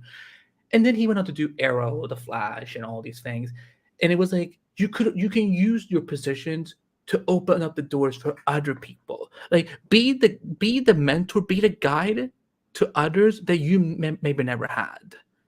Jordan knows I'm working on something right now that I hope to announce it soon. That is because I like to pay forward as well for something that I didn't have when I started 12 years ago. So while I don't agree entirely with what Greg is saying, I do think he also does have a point, and I hope that when we go forward, because I'm sure I think James will write more than he directs. I think that's what he's probably going to do, because being on a film set for 6 months and then also having to oversee connected TV shows, movies, animated stuff, somehow video games. I don't again, I don't. That's gonna fall apart. But anyways, why are they doing it? Can we just forget a cinematic universe and then we can talk about video games? But either way, I don't think Greg is wrong, and I do hope that James, with his power and position, will start opening up the doors for the little guys and women and girls and non-binaries. I feel like he's already doing this because we're not privy to what's happening day to day. The fact that he revealed that he sat down with Ben Affleck, he could have easily not said a thing about the Ben Affleck discussion. He could have easily not responded to the person saying, could Ben Affleck direct? But he made a point to say, Ben Affleck, we met. And so with him saying... But Ben Affleck is a completely different point because he's a Hollywood icon at this point. Like, I'm talking about people who has yet to get that opportunity, like what Greg was saying. But sorry. Okay. So my point I'm trying to say is that your point in your discussion about James needing to focus on CEO, co-CEO stuff first, writing is down here in terms of importance. The fact that he's not just writing Superman's script, because he could easily not be doing anything else but just writing on a Superman script, something that takes time. He's taking meetings. And the thing is, too, we don't know who he's met with unless he openly reveals it. We don't know what's going on. So, like, if you're going to announce a slate of projects, you already have writers attached to them. You already have people working on them, or you're in development to get people to work on them. But there's probably already people working on scripts right now for the DC projects. They already have a slate out. They already have all that in place. We just don't know. And I think with James Gunn being the creative that he is, that was the whole point of why he probably got the position as co-president, co-running the studio, because he has a lot of connections to, I mean, literally, he was the little guy before Guardians. He had a couple of films under his plate, but Kevin Feige gave him the shot. He's going to do the same thing for other people. Kevin Feige's been doing that for years. Kevin Feige has been bringing in people that has done a few projects and then giving them a major opportunity to do something. James Gunn is going to do the same thing. That's why he's in the position he's in. If Peter Safran was running it by himself, we wouldn't probably have the names that are going to be coming out soon that are attached to this, because it's not the same as James's connection. James knows a lot of people in this business. So he's going to get those people and give these people a shot to do something. And they've probably been taking pitches since they got the job in November. They've probably been literally taking tons of meetings and hearing pitches about Wonder Woman, hearing a pitch about Batman, hearing a pitch about Green Lantern. Here's a pitch about this, this, and this. They probably already got a pitch about a Justice League movie. There's so many things that could be going on. And so we just have to wait and see. Yeah, we have to wait. I want to clarify what I said, though. I want to clarify something that people are not thinking that I'm saying anything definitive. I'm not saying that I don't think he's not doing any of this at all. I'm giving a fair shot. I'm more happy that he's doing this than Dan Lin is doing it, for example, because I think we need a filmmaker as one of the co-CEOs. I'm just saying that I'm hoping that he's doing what Kevin Feige did for him, and I'm not. So yeah, so I just want to because I don't want anyone here to think that I was saying that it's not gonna he's not gonna hire anyone. He's just gonna hire the same people he always hires and so on. No, I don't believe that for a second. For example, he talked on Twitter the other day that he's gonna a costume designer he's worked with since Guardians. He's going to be working with her a lot on DCU stuff, and I think that's great because I think the people who work in those other departments they don't get nearly as much recognition as the directors and the writers and the actors and producers and so on. So yeah, I'm just saying that I'm hoping that as we get into the DCU, that we start seeing some new voices of various backgrounds and groups. Like, for example, if he comes out tomorrow and says, "Hey guys, I like to this guy is joining Twitter today. He is co-writing the new Superman movie with me. He is new to social media, so give him a warm welcome," something like that. And we find out it's someone that he just came out of film school, or he has been working on indie films or something like that. I want to see people like them get a bigger shot in the industry. So I'm saying I'm hopeful, and I believe this is what he's doing, and I'm hoping that the next time we see him tweet stuff on DC, there's going to be I'm looking forward to a Friday when we have nothing but good DC news, where we can just celebrate. Oh my God, look what James tweeted on Monday, and then Tuesday, and then on Wednesday, like the 7 days of like DC Christmas almost. So let's briefly mention this before we head off here. This was announced earlier this evening. It's just like El Muerto that was announced with Bad Bunny. Why? I love Donald Glover, but like, what?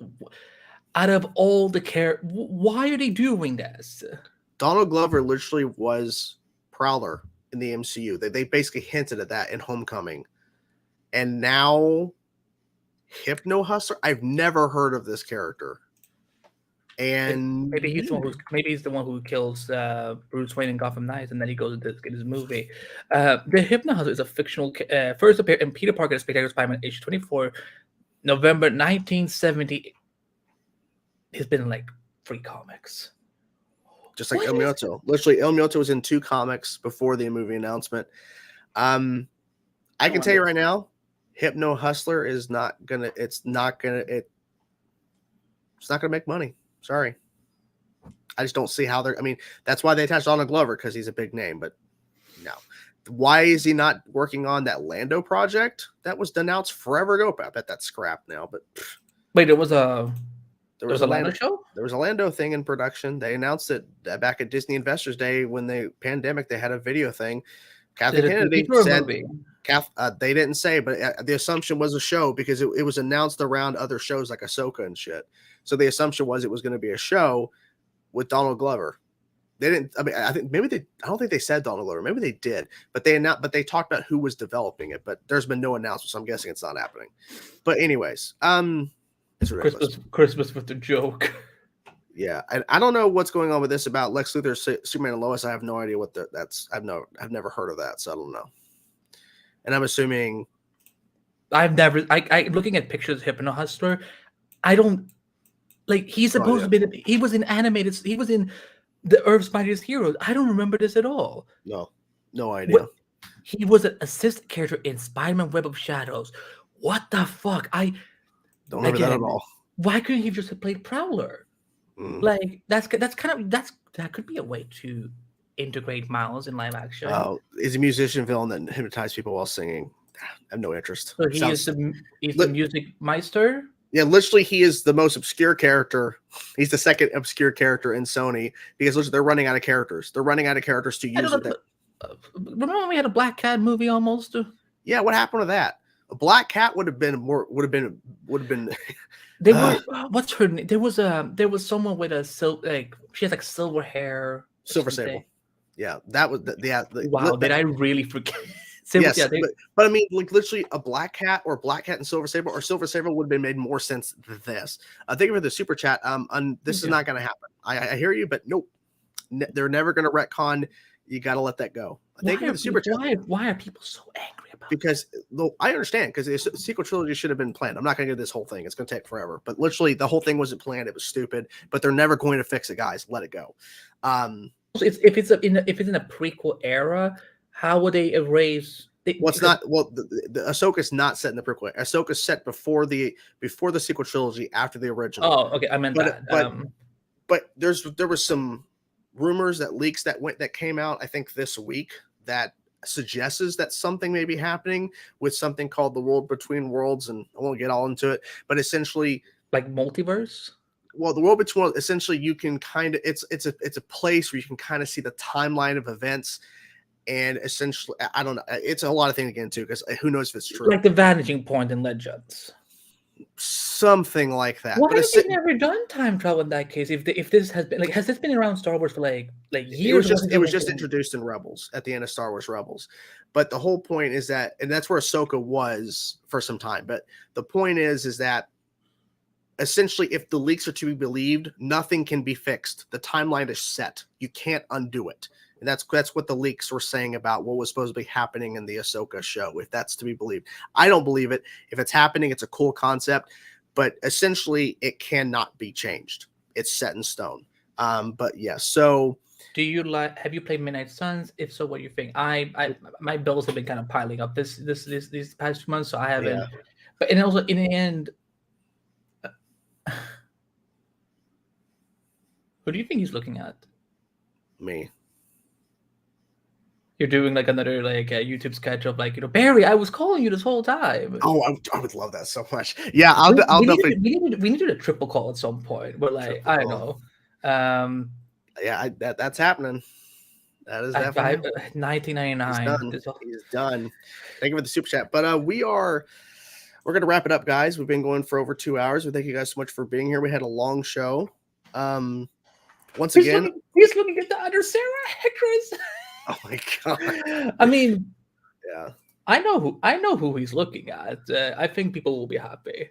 I think people kind of theorized online who it is. But so real fast, before we wrap it up here officially, the 23rd, next Friday, we are not doing a live show. We do have a video going up that we're going to record next week. It's really cool. Hope you guys check it out. I will be live on the 22nd next Thursday to talk about Ben 10 Alien Force, but there's no show for Endless Multiverse, but we will have a video on Friday the 23rd. So and there's a link to the Ben 10 stream in the video description, so you can go click on it, hit on the notification. I thought of Cobra Kai. Yes.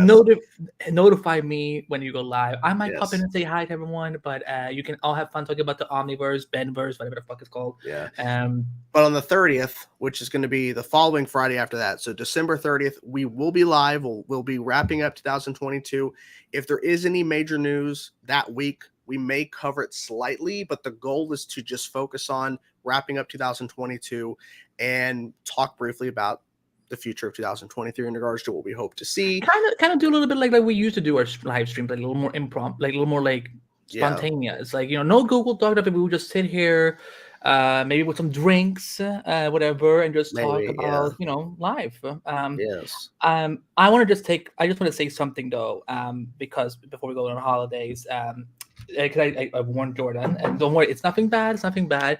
Hope not. I just want to first of all say, because we're on 40 episodes now, guys, and we've been doing this since February, almost every week, and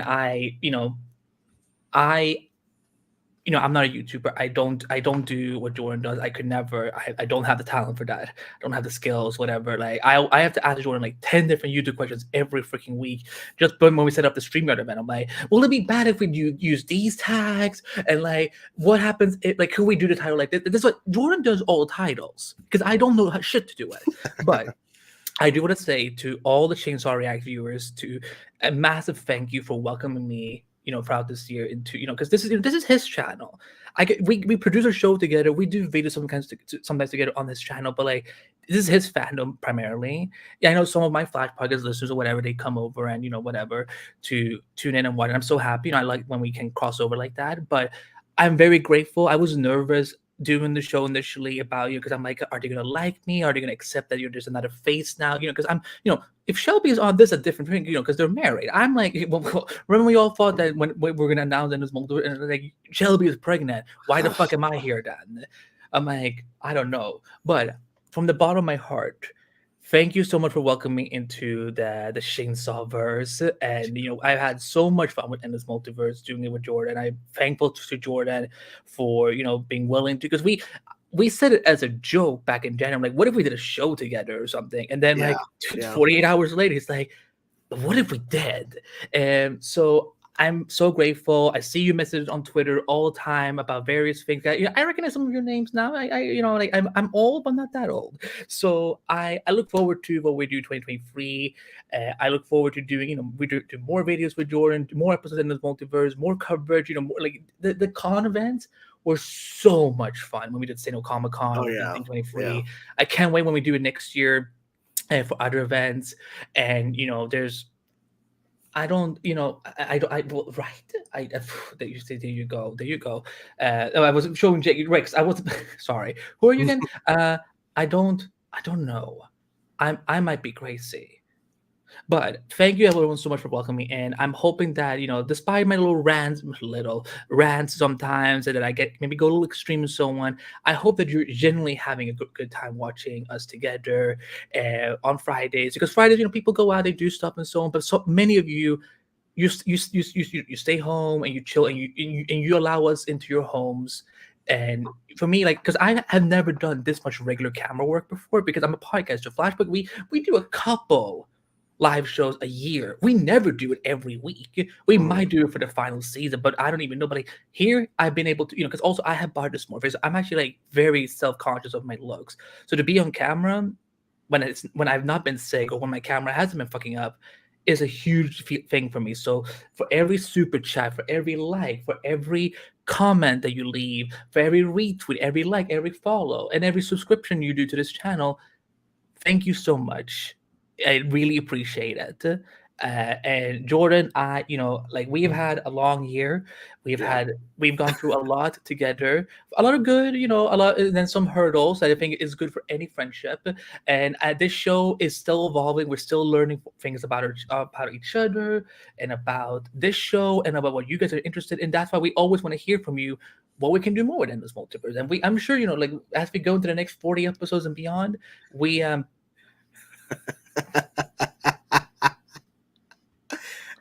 do not make fun of West Island like that. Oh my God. Don't do that. So yes, confirmation he's playing Gracie in the DCU. Yes. Don't believe in Grace. But I thank you so much. I look forward to celebrating New Year with everyone. We have one more episode, but I look forward to 2023. I look forward to showing you what's something that me and Jordan are kind of working, not kind of, we're definitely working on it together. That is kind of a game changer. But more on that another day. Unless David Zaslav buys my soul, that we're all fucked. So thank you so much. We're gonna love. We've been leveling up. But honestly, every week I think we become a better show. Every week I think we discover something about this, and we learn about what our viewers want to see and what kind of things what they want us to talk about. And I think that's important. I think that is very important. So you know what? Fuck it. We are leveling up. Absolutely. You know what? Let's play that damn play. Thank you, Eric Wallace. Eric Wallace, you glorious genius. Level up. Wow, you have seriously leveled up. One more time. Wow, you have seriously leveled up. I saw. Andy, thank you, Victor. Thank you.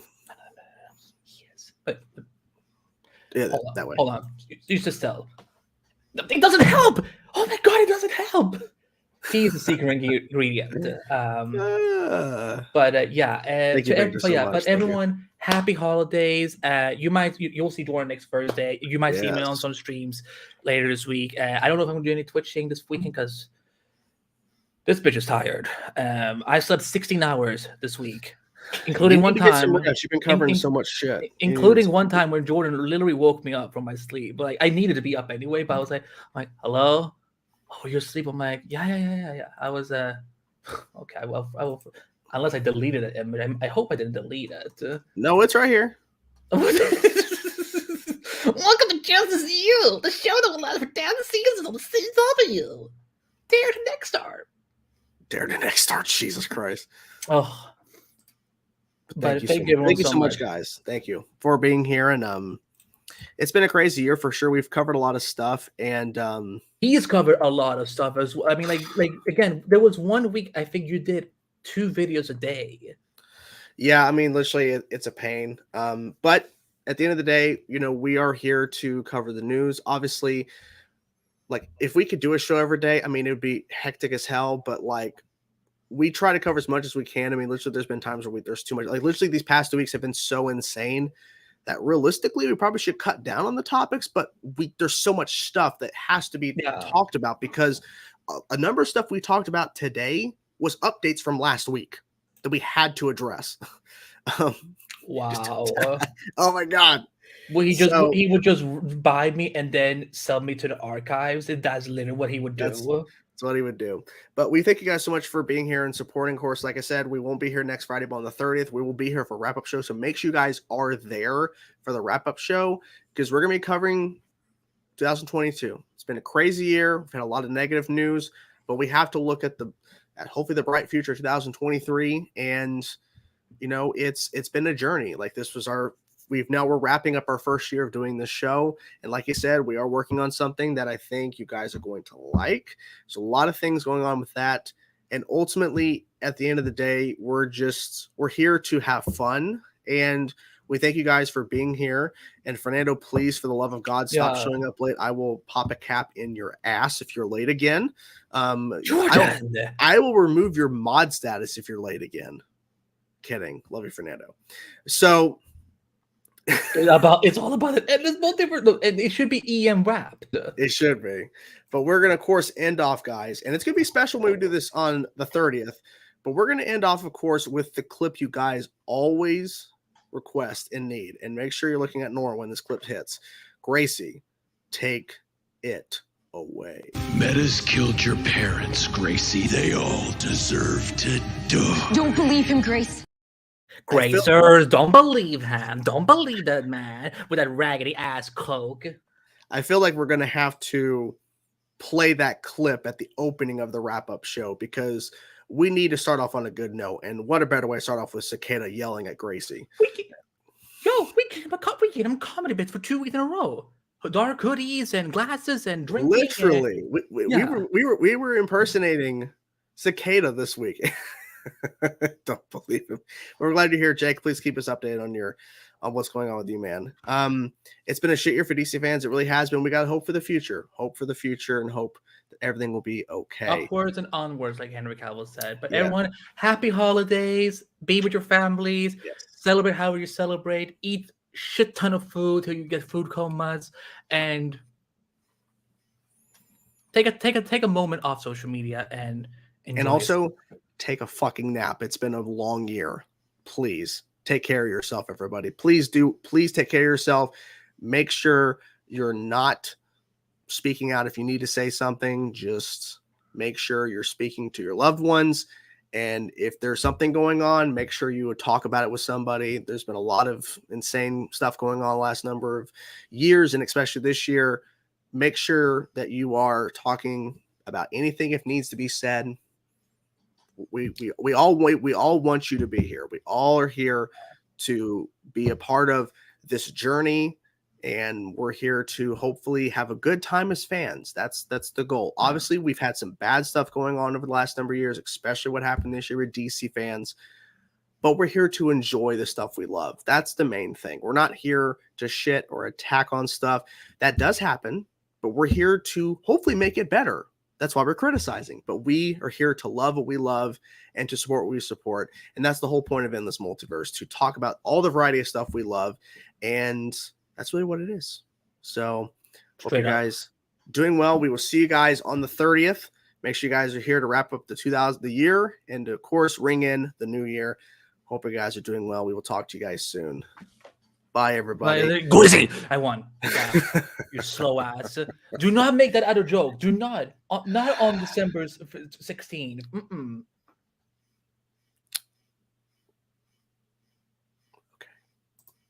Why are you not clicking on